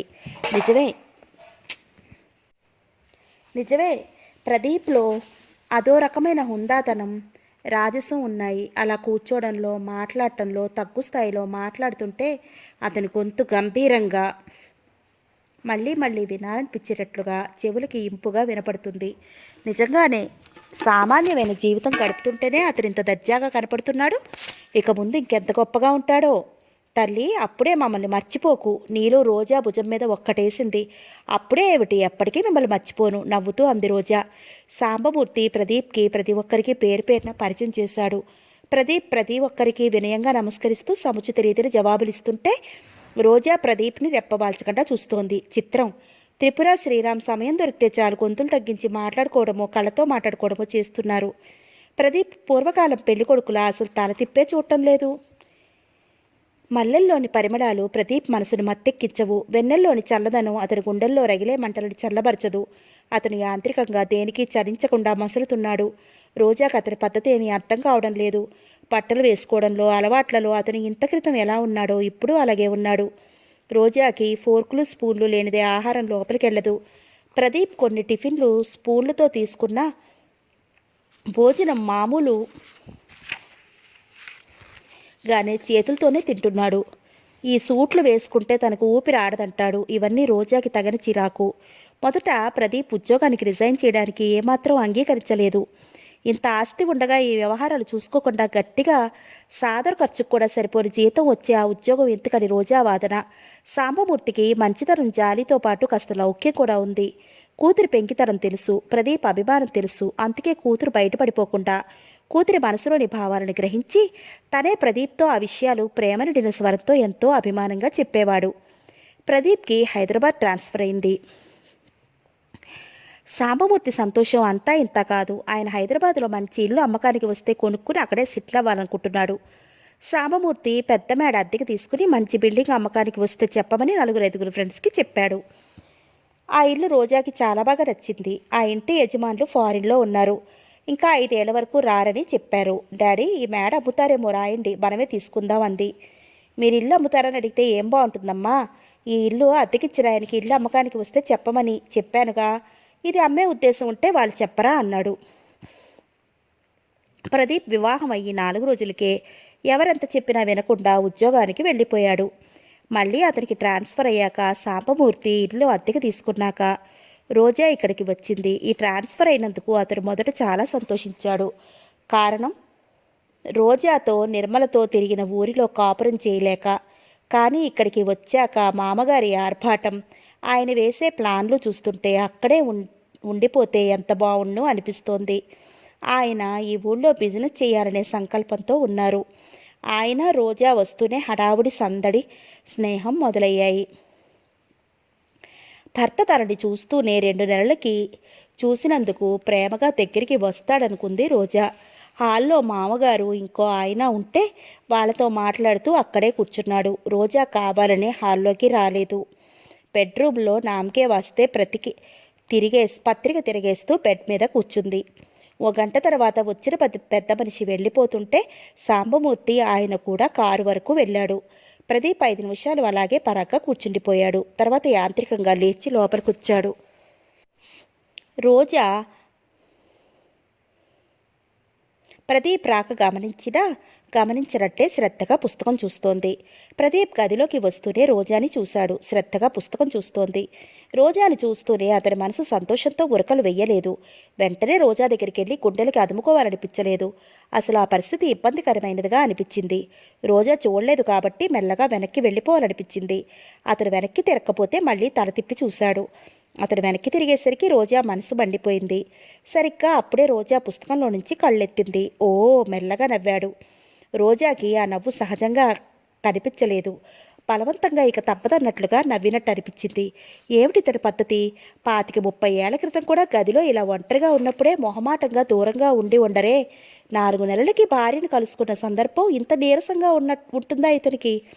రెప్పవాల్చకుండా తననే ఏదో కనిపెట్టాలన్నట్టు చూస్తుంటే బయటికి పారిపోదాం అనిపించింది. కానీ ఎలాగో నిగ్రహించుకుంటూ మంచకేసి 4 అడుగులు వేస్తూ ఏమిటి అన్నాడు. అదేం ప్రశ్న? పిచ్చి ప్రశ్న. ఏమిటి అంటూ భార్యను పలకరించటం. ఏమాత్రం అయిష్టాన్ని భరించలేని రోజా మనసు మండిపోయింది. ప్రదీప్, ఏమిటలా చూస్తున్నావు అని అడగాలనుకున్నాడు. అతను ఏదో తప్పదన్నట్లు మాట్లాడాడు కాబట్టి ఏమిటి అని ఆగిపోయాడు. రోజా చూపుల్లో వాడితనం చూసేసరికి తేరుకున్నాడు. ఇంకో 2 అడుగులు వేస్తూ ఏమిటలా చూస్తున్నావు అన్నాడు. ఏం చూడకూడదా? అలాగే చూస్తూ అడిగింది. ఇప్పుడు అతను పూర్తిగా తేరుకున్నాడు. తను రోజా భర్త. ఆమెతో తను నవ్వుతూ మాట్లాడాలి. ఆమెను సంతోషపెట్టాలి. కారణాలు ఏమైనా ఆమెని అగ్నిసాక్షిగా వివాహం ఆడినందుకు ఆమెతో కలిసిమెలిసి తిరగక తప్పదు. ఆమెని బాధ పెట్టే హక్కు తనకి లేదు. ఈ జరిగిన దానికి ఆమె బాధ్యురాలు కాదు. ఇది తను ఎప్పుడూ మర్చిపోకూడదు. అందుకే నలుగురితో తిరిగినప్పుడు నవ్వుతూ తిరిగి, ఒంటరిగా ఉన్నప్పుడే తన లోకం, తన ప్రపంచం. That's all. ఏం చూడకూడదా? చూడటం తప్ప? రోజా రెట్టించింది. ఎందుకు చూడకూడదు? చూడొచ్చు, చిన్నగా నవ్వాడు. మరెందుకు అలా అడిగారు? కారణం ఏమిటది? అంటే మిమ్మల్ని కారణం లేకుండా చూడకూడదన్నమాట. ఓ, నువ్వు చాలా సీరియస్గా తీసుకున్నావన్నమాట. నా ఉద్దేశం అది కాదు. నువ్వు కారణం లేకుండా ఏం చేసినా నాకు సంతోషమే. ఇంకా సంగతి మర్చిపో. ఏమిటి సంగతులు? సంభాషణ మార్చాడు. నువ్వు కారణం లేకుండా ఏం చేసినా నాకు సంతోషమే అన్న ప్రదీప్ మాట రోజా ఆవేశాన్ని తగ్గించింది. మీరే చెప్పండి అంది లేచి సరిగ్గా కూర్చుంటూ. నాకు చెప్పటం చేత కాదు, వినటమే చేతనవును. నువ్వు చెప్పు, నేను వింటాను. షర్టు విప్పి హ్యాంగర్కి పెడుతూ అన్నాడు. అతను వచ్చి తన పక్కన కూర్చుంటాడనుకుంది. ఇన్నాళ్ళకు కలిస్తే అలా ఆమడ దూరంలో నిలబడి మాట్లాడతాడే అనుకుంది. రోజా మాట్లాడలేదు, అతను రెట్టించలేదు. రోజులు గడిచిపోతున్నాయి. రోజా తన పద్ధతిలో చాలామందినే ఫ్రెండ్షిప్ చేసుకుంది. వాళ్ళల్లో చాలా రకాల మనుషులున్నారు. ఒక్కొక్కరికి ఒక్కో స్వభావం. కొంతమందికి మగవాళ్ళంటేనే అసహ్యం, కొంతమందికి పేదవాళ్ళంటేనే పరమహాస్యం, కొంతమందికి భర్త ఇంట్లో తమ కొంగు పట్టుకుని తిరగాలి, బయట 10 మందిలో దర్జాగా కనపడాలి. రోజా కొంతమందిని మెచ్చుకుంటుంది, కొంతమందిని వాళ్ళు వెళ్ళాక విసుక్కుంటుంది. మరి కొంతమందిని ఎలా వదులుచుకోవాలా అని ఆలోచిస్తుంది. అంతేగాని భర్త ఇంటికి వచ్చేసరికి ఇంట్లో ఉందామని ఉండదు, అతని అవసరాలు చూద్దామని అసలే ఉండదు. పనివాళ్ళు ఉన్నారు, వంటవాళ్ళు ఉన్నారు, అలాంటివన్నీ వాళ్లే చూసుకుంటారు అనే అభిప్రాయం కలది. తన స్నేహితులు, తను క్లబ్బులకు వెళ్ళటం తన కాలక్షేపమే కానీ ప్రదీప్ గురించి కానీ, అతని ఇష్టాలేమిటో అలవాట్లేమిటో ఒక్కరోజు కూడా ఆలోచించేది కాదు. పైగా ప్రదీప్కి ఏ అలవాటు లేదని, కనీసం సాయంత్రం క్లబ్కైనా రాడని విమర్శించేది. రోజా పద్ధతి ఏమిటో, రోజా మనస్తత్వం ఏమిటో ప్రదీప్కి ఈ ఊరు వచ్చాకనే తెలుస్తోంది. డబ్బు విలువ ఆ తండ్రికి ఎంత తెలుసో, డబ్బు విచ్చలవిడిగా ఖర్చు పెట్టడం రోజాకి అంత బాగా తెలుసు. ఆ ఖర్చు పెట్టడం కూడా పనికిమాలిన ఖర్చులు, అనవసరమైన వాటికి మంచినీళ్ళలా అలా డబ్బు ఖర్చు పెట్టేస్తుంటే అతనికి మహాచిరాకేసేది. రోజా ఎంత ఖర్చు పెట్టినా తండ్రి ఏమీ అనడు. రోజా స్నేహితులతో తిరిగినా ప్రదీప్ ఏమీ బాధపడేవాడు కాదు. ఎవరూ లేని అంత ఇంట్లో ఒంటరిగా చీకట్లో కూర్చునేవాడు. అలా చీకట్లో కూర్చుని వెనక్కి వాలి కళ్ళు మూసుకున్నాడంటే మనోహరమైన దృశ్యాలెన్నో కళ్ళ ముందు కదిలాడి బాధాతప్తమైన అతని మనసుని జోకుట్టేది. అలా ఎంత టైం గడిచేదో అతడు గ్రహించేవాడు కాదు. వంట మనిషి వచ్చి భోజనం చేస్తారని అడిగితే అమ్మగారిని రాని అనేవాడు. ఎప్పుడైనా రోజా ఇంట్లో ఉన్నా కూడా ప్రదీప్ పడుకునే ముందు కాసేపైనా అలా చీకట్లో కూర్చోవటం ఎందుకో రోజాకు అర్థం కాలేదు. ఎందుకు అలా టంచరుగా చీకట్లో కూర్చుంటారు? ఆ కటిక చీకట్లో మీకేం మనోహరమైన దృశ్యాలు కనపడతాయి? ఒకరోజు అడిగింది. మనోహరమైన దృశ్యాలు, ఈ మాట రోజా నోటి వెంట వెలువడేసరికి మనసులోనే ఉలిక్కిపడ్డాడు. ఒక్కొక్కరికి ఒక్కో అలవాటు ఉంటుంది. నాకు మొదటి నుండి చీకట్లో కాసేపైనా కూర్చోవటం అలవాటు కదా అని కూర్చుంటారా? ఇంకేమైనా కారణం ఉందా? ప్రదీప్ కళ్ళల్లోకి చూస్తూ అడిగింది నిలదీస్తున్నట్లుగా. అలవాటే కారణం. కూర్చోకపోతే ఏమవుతుంది? నేను ఇలా కూర్చోవటం వల్ల ఎవరికీ ఏం నష్టం లేదుగా. ఏం అలవాట్లు బాబు మీవి? ఓ క్లబ్కు వచ్చే అలవాటు లేదు, సినిమాలకు వచ్చే అలవాటు లేదు. ఏ అలవాట్లు లేకుండా ఎలా ఉంటున్నారు? ఒక్కసారి బయటకు వచ్చి చూడండి. కళ్ళు మెరుమిట్లు కొలిపే రంగుల ప్రపంచం చూసి ఆనందించగల స్తోమత మనకుంది. ఆ చీకట్లో ఏముంది? ఉన్న మతి కూడా పోతుంది ఒక్క 5 నిమిషాలు కూర్చుంటే. ప్రదీప్ రోజాతో వాదన పెట్టుకోదలుచుకోలేదు. రోజాతో వాదనకి దిగితే వారం రోజులు బుర్ర బొత్తిగా పనిచేయదు. ప్రదీప్కి ఆ అనుభవం కూడా అయింది. వంట మనిషి రావమ్మ మనవడికి చాలా సీరియస్ అయిపోయింది. అల్లుడు తాగుపోతూ కూతురు తల్లిని అర్జెంటుగా రమ్మని, డబ్బు కూడా తీసుకురమ్మని కబురు చేసింది. రావమ్మ రోజాని ఒక్క 100 రూపాయలు ఇమ్మని, నెలల జీతంలో కొంత కట్టుకోమని ఎంతో బతిమాలింది. రోజా డబ్బు ఇవ్వడం కాదే, అసలు అప్పుడు రావమ్మ వెళ్ళడానికే వీల్లేదంది. వంట చేసి భోజనాలు అయ్యాక వెళ్ళి మళ్ళీ సాయంత్రంలోగా వచ్చేయాలంది. రావమ్మ ఈ ఒక్కపూటకి కాస్త ఎలాగో సర్దుకోమని, సాయంత్రం తొందరగా వచ్చేస్తానని ఎంతో బతిమాలింది. నీ మనవణ్ణి చూసుకోవడానికి నీ కూతురుందిగా, నువ్వెందుకు అన్నిటికీ ఇలా పరుగులెట్టేదానివైతే పనికెందుకు కుదిరావు? ఆ మనవడి దగ్గరికే ఉండలేకపోయావా? నీ నాటకాలు నాకు తెలుసు. రొంప పడితే ప్రాణం మీదకి వచ్చిందని చెప్తారు, ప్రాణం మీదకి వస్తే ప్రాణమే పోయిందని కళ్ళబొల్లి ఏడుపులు ఏడుస్తారు నిర్లక్ష్యంగా అంది. రామమ్మ గట్టిగా అరవాలనిపించింది. కానీ ఆ క్షణం నుంచే ఇక్కడ ఉద్యోగం ఊడుతుంది, మళ్ళీ ఇంకో చోట దొరికే వరకు పస్తులు ఉండాల్సి వస్తుంది. అందుకే నోరు నొక్కుకుంది. ప్రదీప్ రోజాని పిలిచాడు. ఏమిటి విసుగ్గా అంటూ వచ్చింది. ఆవిడ అంత ఇదిగా ప్రతిమాలుతున్నా వినిపించుకోవేం రోజా, వెళ్ళని. మనం క్యారియర్ తెచ్చుకుందాం, ఒక్కపూటేగా అన్నాడు. పనివాళ్ళ గురించి మీకు తెలియదు, వాళ్ళు వేసే నాటకాలు ఎవ్వరూ వేయలేరు.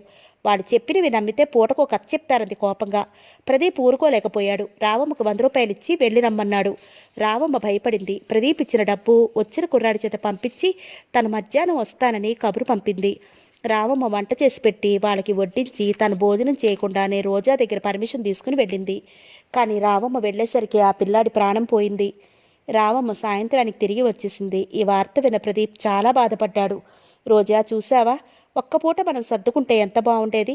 ఎంత పనికి ఒప్పుకున్నా వాళ్ళకే ఇబ్బందులు ఉంటాయని మర్చిపోకూడదు అన్నాడు.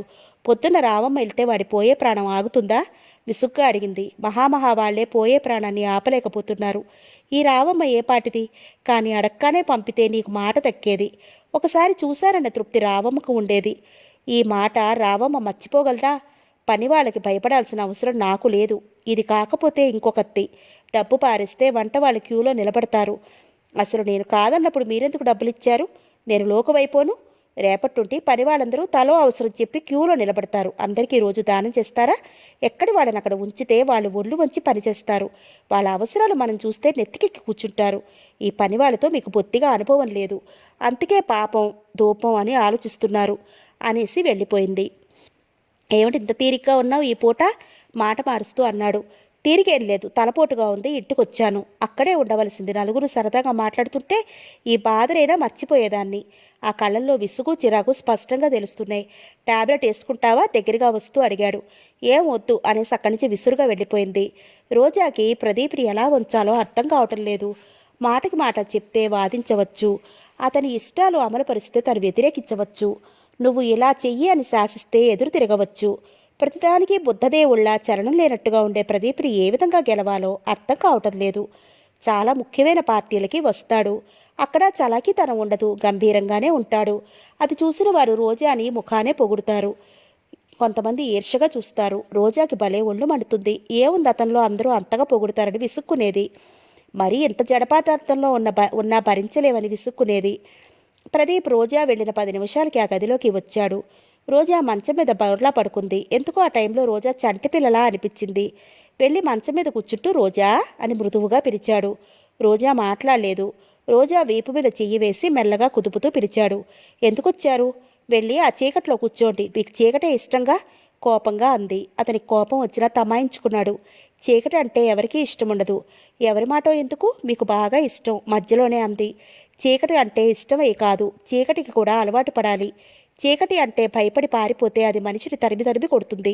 నేను చీకటికి భయపడకుండా ఉండటానికే అలా కూర్చుంటాను. పగలంతాను అలసి అలసి ఉన్న మనసుకి ఆ చీకటి తూగుటుయ్యాలలాగా ఉంటుంది నాకు. అతను చాలా నెమ్మదిగా చెప్పాడు.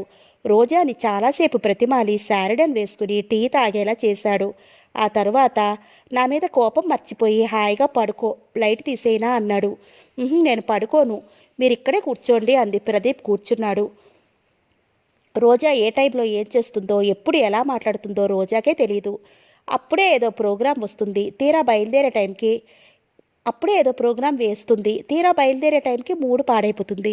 ఎక్కడికో వెళదామని వేసుకున్న ప్రోగ్రాం సినిమా ప్రోగ్రాంలా మార్చేస్తుంది. ప్రదీప్ తన ఆలోచన, తన ఆవేదన తనలోనే దాచుకుంటాడు. అది వరకు అట్లా రోజాను తప్పించుకుని తిరగడు. సాధ్యమైనంత వరకు రోజాతో ప్రతి ఫంక్షన్కి వెళ్తాడు. ఏ ప్రోగ్రాం వేసినా సంతోషంగా ఒప్పుకుంటాడు. అది వరకు ఎప్పుడైనా ఎక్కడికి వచ్చినా గంభీరంగా ఉంటాడని, ఏ సరదా లేదని రోజా సతాయించేది. ఇప్పుడు అలా కాదు. రోజా ఫ్రెండ్స్ అందరూ తన ఫ్రెండ్సే అన్నంత చనువుగా, అభిమానంగా మాట్లాడతాడు, ప్రవర్తిస్తాడు. అతడు మారినందుకు కొద్ది రోజులు రోజా చాలా సంతోషించింది. తర్వాత తన ఫ్రెండ్స్ అందరూ తనతో వేసుకున్న ప్రోగ్రాం తన భర్త రాక కోసం అన్నట్టుగా అనిపించి చిరాకు పడేది. అతని మాటల్లో, మాట్లాడే తీరులో ఏం శక్తి ఉందో, ఏం మహత్తు ఉందో గాని రోజా ఫ్రెండ్స్ అందరూ అతని మాటలు విన్న రోజు తమ చిరాకులన్నీ మర్చిపోయేవారు. ఆ మాట వారు రోజాతోనే అనేసేవారు. రోజా అదృష్టాన్ని పొగిడేవారు. రోజా 1-2 సార్లు పొగిడితే గర్వపడుతుంది. తన అదృష్టాన్ని చూసి వాళ్ళు ఈర్ష్యపడితే నవ్వుకుంటుంది. అంతేగాని అతనే దేవుడు, నీదేం లేదు అంటే, తనకేం ప్రత్యేకత లేదంటే అసలు భరించలేదు. ఆ ఫ్రెండ్స్లో సరోజకి ప్రదీప్ అంటే చాలా ఇష్టం. ఏదో ఒక వంకతో అతన్ని అంటిపెట్టుకునే తిరిగేది. ఏదో ఒకటి తెలియనట్టు అడిగేది. ప్రదీప్ది యాంత్రిక జీవితం, తను కోరుకున్న జీవితం వేరు. తను బంగారు పాటగా మలుచుకున్న జీవితం వేరు, ప్రస్తుతం తన జీవితం వేరు. అక్కడ తన ఆవేదన, బాధ ఎవరి మీద రుద్దకుండా నవ్వుతూ మసలాలి. ఒక విధంగా తను అమ్ముడు పోయాడు. తండ్రి తనని 40,000కి అమ్మేశాడు. తనతో తన మనసులో ప్రమేయం లేకుండా తను వీళ్ళ మనిషి. తన మనసు ఓ సేఫ్టీ లాకర్లో భద్రంగా ఉంది. తను యాంత్రికంగా తిరిగి వీళ్ళని సంతోషపెట్టాలి. తను కూడా సంతోషంగా ఉన్నట్లు నటించాలి. తప్పదు. ఈ విధంగా రోజులు గడిపే ప్రదీప్ సరోజ దృష్టి తన మీద ఉందని అసలు గ్రహించలేదు. అందరితో మాట్లాడినట్టే సరోజతోనూ మాట్లాడేవాడు. ఇంటికొచ్చాక రోజా, సరోజతో ఎక్కువగా చనువుగా ఉండకండి, అంత మంచి మనిషి కాదు అంది. మనం మంచిగా ఉంటే సరిపోతుందిగా, ఏ భావం వ్యక్తం కాకుండా అన్నాడు ప్రదీప్. కొంతమందికి ఎన్నాళ్ళో ఉండనియ్యరు, అలాంటిదే సరోజ ఉడుక్కున్నట్టుగా అంది. నా గురించి నీకు ఆ బెంగ అక్కర్లేదు. నేను మాట పూర్తి చేయనట్లట్టే ఆగిపోయాడు. అతడు వెంటనే బూట్లేసులు విప్పుకునే నెపంతో చూపులు మరల్చుకున్నాడు. మీరు పూర్తిగా నా మనిషే అంటారు అవునా అంది. ప్రదీప్ నుండి వెంటనే జవాబు రాలేదు. రోజా లేచి ప్రదీప్ దగ్గరగా వచ్చింది. అతని భుజం మీద చెయ్యి వేస్తూ అడిగింది, అవునా, నువ్వు నన్ను కొనుక్కున్నావు, నేను ఎవరి మనిషినో అంటే నువ్వు ఊరుకుంటావా? నవ్వుతూ తేల్చేయబోయాడు. ప్రతి మగవాడు అమ్ముడుపోతున్నాడు. అలా అని ప్రతి మగవాడు భార్యాలోకమని ఉండడు. మీ సంగతి చెప్పండి. నేను చెప్తే నన్ను నేను పొగడుకున్నట్లుంటుంది. నా గురించి నేను ఎప్పుడూ చెప్పుకోకూడదా? నా గురించి నువ్వే చెప్పు. నా గురించి నేను ఎప్పుడూ చెప్పుకోకూడదు. నా గురించి నువ్వే చెప్పు. పోనీ నా గురించి చెప్పండి. నీ గురించా? నువ్వు రోజావి. నా పేరు నాకు తెలుసు. నేను ప్రతిదానికి అర్థాలు చెప్పలేను. సరోజతో మాట్లాడద్దన్నావు, మానేస్తాను, సరేనా? లేచి నిలబడుతూ అన్నాడు. అంతే, నేను మాట్లాడమంటే మాట్లాడతారు, వద్దంటే మానేస్తారు, అంతే అన్నమాట. ప్రదీప్ వాళ్ళకు తను చెప్పింది ముక్కును పట్టుకుని చేస్తున్నట్టుగా అనిపించింది. వాళ్ళు నీ ఫ్రెండ్సు, వాళ్ళ గురించి నీకన్నా నాకు ఎక్కువ తెలియదు కదా. నీకు ఇష్టం లేనిది చేయటం నాకు ఇష్టం ఉండదు. పొద్దుపోయింది, భోజనం చేద్దామా అన్నాడు. ప్రదీప్ ఎలా మాట్లాడినా సమాధానపరిచినా రోజాకి తృప్తి ఉండదు. తను చెప్పింది చేస్తే నేను చెప్పింది చేసేటివేనా అంటుంది. తను చెప్పింది చేయకపోతే ఇంకా వారం రోజులు ఇంట్లో ఎడముఖాలు పెడముఖాలు తప్పవు. భర్త తనతో ప్రతి చోటికి రావాలి. అందరిలోకి ఇతనే దర్జాగా హుందాగా ఉండాలి. అందరి కళ్ళు ఆసక్తిగా ఇతని మీదే పడాలి. ఇతను మౌనంగానూ ఉండకూడదు. రోజాకి సడన్గా ఎవరి పద్ధతైనా నచ్చకపోతే అతను వెంటనే వాళ్ళతో ఇంత ఇదిగా మాట్లాడకూడదు. ఇది ప్రదీప్కి ఎలా తెలుస్తుంది? ఏ క్షణంలో రోజా మూడు ఏ రకంగా మారిపోతోందో తనకే తెలియనప్పుడు ప్రదీప్కి ఎలా తెలుస్తుంది? కూతురు ప్రదీప్తో వాదన వేసుకోవడం అనేకసార్లు విన్నాడు సాంబమూర్తి. భార్యాభర్తల మధ్య తను కలగజేసుకోవడం మంచిది కాదని మౌనంగా ఉండిపోయాడు. దానికి సాయం ప్రదీప్ రోజా ఎన్ని మాటలన్నా అతను సాంబమూర్తి దగ్గర కాస్త కూడా విసుగుని కనపడిచ్చేవాడు కాదు. అలాంటప్పుడు తను మధ్యలో కలగజేసుకోకూడదని ఊరుకున్నా ఎంత ఓర్మి గలవాడైనా రోజా ప్రవర్తన ఇలాగే ఉంటే ప్రదీప్ మనసు ఎక్కడ తిరిగిపోతుందో అని లోపల లోపల చాలా బాధపడేవాడు. ప్రదీప్ రోజా ఏం మాట్లాడినా సహించేవాడు, కానీ పనివాళ్లతో ఆమె ప్రవర్తన చూస్తుంటే అసలు ఊరుకోలేకపోయేవాడు. పనివాళ్ళు మనుషులే కాదన్నట్లు, ఏం చేసినా ఏమన్నా చచ్చినట్లు భరిస్తారనే ఆమె అభిప్రాయంతో ఏకీభవించలేకపోయేవాడు. ఏదైనా ఇస్తారని అంటే అది వాళ్ళని ఊరించి నానా తిప్పలు పెట్టి వాళ్ళు దాని మీద ఆశ చంపుకున్నాక అప్పుడు హఠాత్తుగా ఇవ్వడం, గర్వంగా నవ్వుకోవడం, ఆ నవ్వులో పైశాచికమైన భావం కనపడేది. ఏమిటి రోజా మనస్తత్వం? ఆ తండ్రిది అంత మంచి మనసైతే కూతురికి ఇలాంటి బుద్ధులు ఎలా వచ్చాయి అనుకుని బాధపడేవాడు. సాంబమూర్తి ఏది ఇవ్వాలన్నా పండగలకి ఇచ్చి బట్టలు కొనుక్కునేవాడు. ఆయన ఇచ్చింది సాధారణంగా కూతురికి తెలియకుండా ఇచ్చేవాడు. రోజాకి ఏ నౌకరి మీదైనా కాస్త కోపం వచ్చిందంటే అందరికీ ఇప్పించి ఆ నౌకరికి ఇవ్వకుండా చేయిస్తుంది. ఓసారి అలాగే చేసింది. ఓ పండక్కి ఇవ్వకుండా ఊరుకున్న రెండో పండక్కి సాంబమూర్తి మనసు ఒప్పక డబ్బిచ్చేసరికి రోజా ఒక రోజంతా అన్నం తినలేదు. వారం రోజులు తండ్రితో మాట్లాడలేదు. కూతురు ఒక్క పూట అన్నం తినకపోతే ఏడాది తిన్నట్టుగా బాధపడిపోయేవాడు. కూతురు తనతో ఒక్క వారం మాట్లాడకపోతే కొన్ని సంవత్సరాలుగా కూతురు తనతో మాట్లాడినట్లుగా వెర్రి బాధపడేవాడు. అప్పటి నుండి ఆయన కూతురికి ఇష్టం లేనిది చెయ్యడు. ఒకవేళ తప్పనిసరిగా చేసినా అది కూతురికి తెలియకుండా గట్టి కట్టుదిట్టం చేసేవాడు. రోజా సరోజ మీద అనుమానంతో సరోజ స్నేహం పూర్తిగా మానేసింది. ఎక్కడైనా ఏ పార్టీలోనైనా కనిపించినా ముఖం తిప్పుకుంటోంది. అసలు సరోజ వస్తుంది అన్న పార్టీకి భర్తను రమ్మని బలవంతం చేయదు. అయినా సరోజ స్నేహం వదులుచుకున్నా ఎవరు ఎక్కువ చనువుగా ప్రదీప్తో మాట్లాడినా రోజాకు అనుమానమే. సాంబమూర్తి రోజా ఏజెన్సీస్ తీసుకుని బిజినెస్ స్టార్ట్ చేశాడు. ఆయనకి దాంట్లో మంచి కుతూహలం ఉంది. అది మొదలుపెట్టిన వేళ మంచిదే అయ్యి బిజినెస్ చురుగ్గా సాగిపోతోంది. మెల్లగా ప్రదీప్ చేత ఉద్యోగం మానిపించేసి అతనికి ఆ బిజినెస్ అప్పగించాలని ఉంది. తను పక్కనే ఉండనే ఉంటాడు. రోజా కాస్త నెమ్మదిగా ప్రవర్తించి ఉంటే బాగుండేదని ఎన్నోసార్లు అనుకున్నాడు. ప్రదీప్ తల్లికి ఒంట్లో బాగుండలేదని టెలిగ్రామ్ వచ్చింది. ప్రదీప్ మామగారికి టెలిగ్రామ్ చూపించి నేను రోజా వెళ్దాం అనుకుంటున్నాము అన్నాడు. తప్పకుండా వెళ్ళిరండి, అసలు నేను వచ్చేవాడినే. ఇప్పుడు 4 రోజుల వరకు కదలడానికి లేదు. 4-5 రోజులు పోయాక వస్తాను అన్నాడు. రోజా రానంది. ఏ అన్నాడు. అబ్బా, ఆ ఊళ్ళో 5 నిమిషాలు కూడా నేను ఉండలేను అంది. ఒంట్లో బాగుండలేదని టెలిగ్రామ్ ఇస్తే వెళ్ళకపోతే బాగుండదు. 4 రోజులుండి వచ్చేయచ్చు. అమ్మ నిన్ను చూడాలని చాలా ఇదవుతోంది నచ్చ చెప్పే ధోరణిలో అన్నాడు. మీరు వెళ్ళండి. మీ అమ్మగారికి సుస్థి అయితే నేనెందుకు రావటం? నేను ఎప్పుడూ అలాంటి ఊళ్ళు వెళ్ళలేదు. నేను రాలేను. మీరు హాయిగా వెళ్ళరండి. 4 రోజులు నా బాధ మీకుండదు. కొంచెం నిర్లక్ష్యంగానే అంది. నీ బాధ నాకుండదా, నా బాధ నీకుండదా? కొద్దిగా కనుబొమ్మలు గుడుస్తూ అన్నాడు. మీరు బాధని నేనెప్పుడూ అనుకోలేదు. మీ వరస చూస్తుంటే నా ఉనికినే భరించలేట్లుగా ప్రవర్తిస్తున్నారు. రోజా రోషంగా అంది. అలా అయితే నేను ఒక్కడనే వెళ్ళేవాణ్ణిగా. అలాగే చూస్తూ స్థిరంగా అడిగాడు. ఏమో మీ పద్ధతి నాకు అర్థం కాదు. సంతోషం, అర్థం కాకపోవటమే మంచిది అనేసి అక్కడి నుంచి వెళ్ళిపోయాడు. అంటే ప్రదీప్ వెళ్ళిన వైపు కనుబొమ్మలు ముడి చూస్తూ అనుకుంది. మామగారితో చెప్పి ప్రదీప్ వెళ్ళిపోయాడు. ఇలాంటప్పుడు కూడా కూతురు వెళ్ళలేదంటే సాంబమూర్తికి బాధేసింది. ప్రదీప్ ఏమనుకుంటాడో, ఏం బాధపడ్డాడో అని. ప్రదీప్ వెళ్ళిపోయాక రోజా దగ్గరికి వచ్చాడు సాంబమూర్తి. రోజా ఎవరితోనో ఫోన్లో మాట్లాడుతోంది. రోజా ఫోన్లో మాట్లాడటం అయ్యాక సాంబమూర్తి అన్నాడు. రోజా, ప్రదీప్తో నువ్వు వెళ్ళుంటే బాగుండేది కదమ్మా. ఎందుకు డాడీ, వాళ్ళకి జ్వరం వస్తే నేనెందుకు వెళ్ళటం? నీది అర్థం లేని మాటలు అన్నట్టు చూసింది తండ్రికేసి. అదేమిటి తల్లి, అతనికి తల్లి అయితే నీకు అత్తగారు. అత్తగారికి ఒంట్లో బాగుండకపోతే కోడలు వెళ్ళాలమ్మా. కూతురికి నచ్చ చెప్తున్నట్లుగా అన్నాడు. అదంతా ఓల్డ్ పద్ధతులు డాడీ. అయినా అలాంటి ఊర్లో నేను ఒక్క నిమిషమైనా ఉండగలనా? మీకు తెలిసి కూడా ఎలా అడుగుతున్నారు? నిలదీస్తున్నట్టు అడిగింది. రోజా, నువ్వు ఉండలేకపోవచ్చు, కానీ ప్రదీప్ని బట్టి ఇబ్బంది అయినా నువ్వు ఉండాలమ్మా. పోండు డాడీ, నా కోసం అతను ఉద్యోగం మానాడా? అతని కోసం నేనెందుకు వెళ్ళాలి? ఏం చేసినా నెమ్మదిగా చెప్పి చేయించుకోవాలమ్మా. అమ్మా, ప్రదీపు దేవుడు. ఏం చెప్పినా అర్థం చేసుకునే మంచితనం ఉందమ్మా. ఈ రోజుల్లో అంత నెమ్మదస్తులు ఎవరు ఉన్నారమ్మా? అన్నిటికీ గొడవలు పడకూడదు తల్లి. నెమ్మదిగా నచ్చ చెప్పబోయాడు. అది నెమ్మది కాదు, మంచితనం అంతకంటే కాదు డాడీ. తను అనుకున్నది చేసే లౌక్యం. ఈ లౌక్యం తెలిసిన వాళ్ళకి పైకి ఏమీ మాట్లాడరు. చెయ్యాలనుకున్నది చేసేస్తారు. మనకి ఇంత డబ్బుంది, ఆ ఉద్యోగం ఎందుకు చేయటం? ఆ జీతంతో నాకు ఒక్క చీర కూడా రాదే. అదేమైనా గొప్ప ఉద్యోగమా? అయితే పట్టుకుని వేలాడినా బాగుండేది. గొప్ప ఉద్యోగం అయితే. కొంతమంది నవ్వుతున్నారు కూడా. బిజినెస్ చేయడం రాదా ప్రదీప్ కని రోషంగా అంది. రోజా, అలా రోషపడకూడదమ్మా. ఒక్కొక్కరి స్వభావం ఒక మోస్తరుగా ఉంటుంది. అతనికి అభిమానం ఎక్కువ. డబ్బు లేని వాళ్ళకి అభిమానాలు ఎక్కువే ఉంటాయి డాడీ. పని మనుషులకు కూడా నేను లోకువైపోతున్నాను. అసలు ఇంట్లో పనివాళ్ళ గురించి అతనికి ఎందుకు? అతనిది జాలిగుండెమ్మా. అంతేగాని నేను అవమానపరచాలని కాదు. నువ్వు కాస్త నిదానంగా ఆలోచిస్తే నీకే అర్థమవుతుంది. అతను రమ్మనగానే వాళ్ళ ఊరు వెళ్తే తను రమ్మనగానే వెళ్ళినందుకు అతనికి నీ మీద గౌరవం పెరిగి నువ్వు చెప్పింది చేస్తాడు కదమ్మా. అది జాలిగుంటే కాదు, మొండితనం. అతనితో బొత్తిగా పరిచయం లేక పోల్తా పడ్డాం. నా మీద ప్రేమ ఉంటే చెయ్యాలి, అంతేగాని అతను చెప్పింది చేస్తేనే కలిగే ప్రేమ ప్రేమ ఎలా అవుతుంది? అలాంటి ప్రేమ నాకు అక్కర్లేదు ఖచ్చితంగా అంది. తప్పమ్మా రోజా, ఈ మాట నీ నోటి వెంట ఎప్పుడూ రాకూడదు. అతన్ని అర్థం చేసుకోవడానికి ప్రయత్నించు. రోజా అతని గురించి అలా అంటుంటే చాలా బాధ వేసింది. గట్టిగా రోజాని మందలించడానికి ఆయనకి నోరు రాదు. రోజాకి భయపడతాడు కూడా.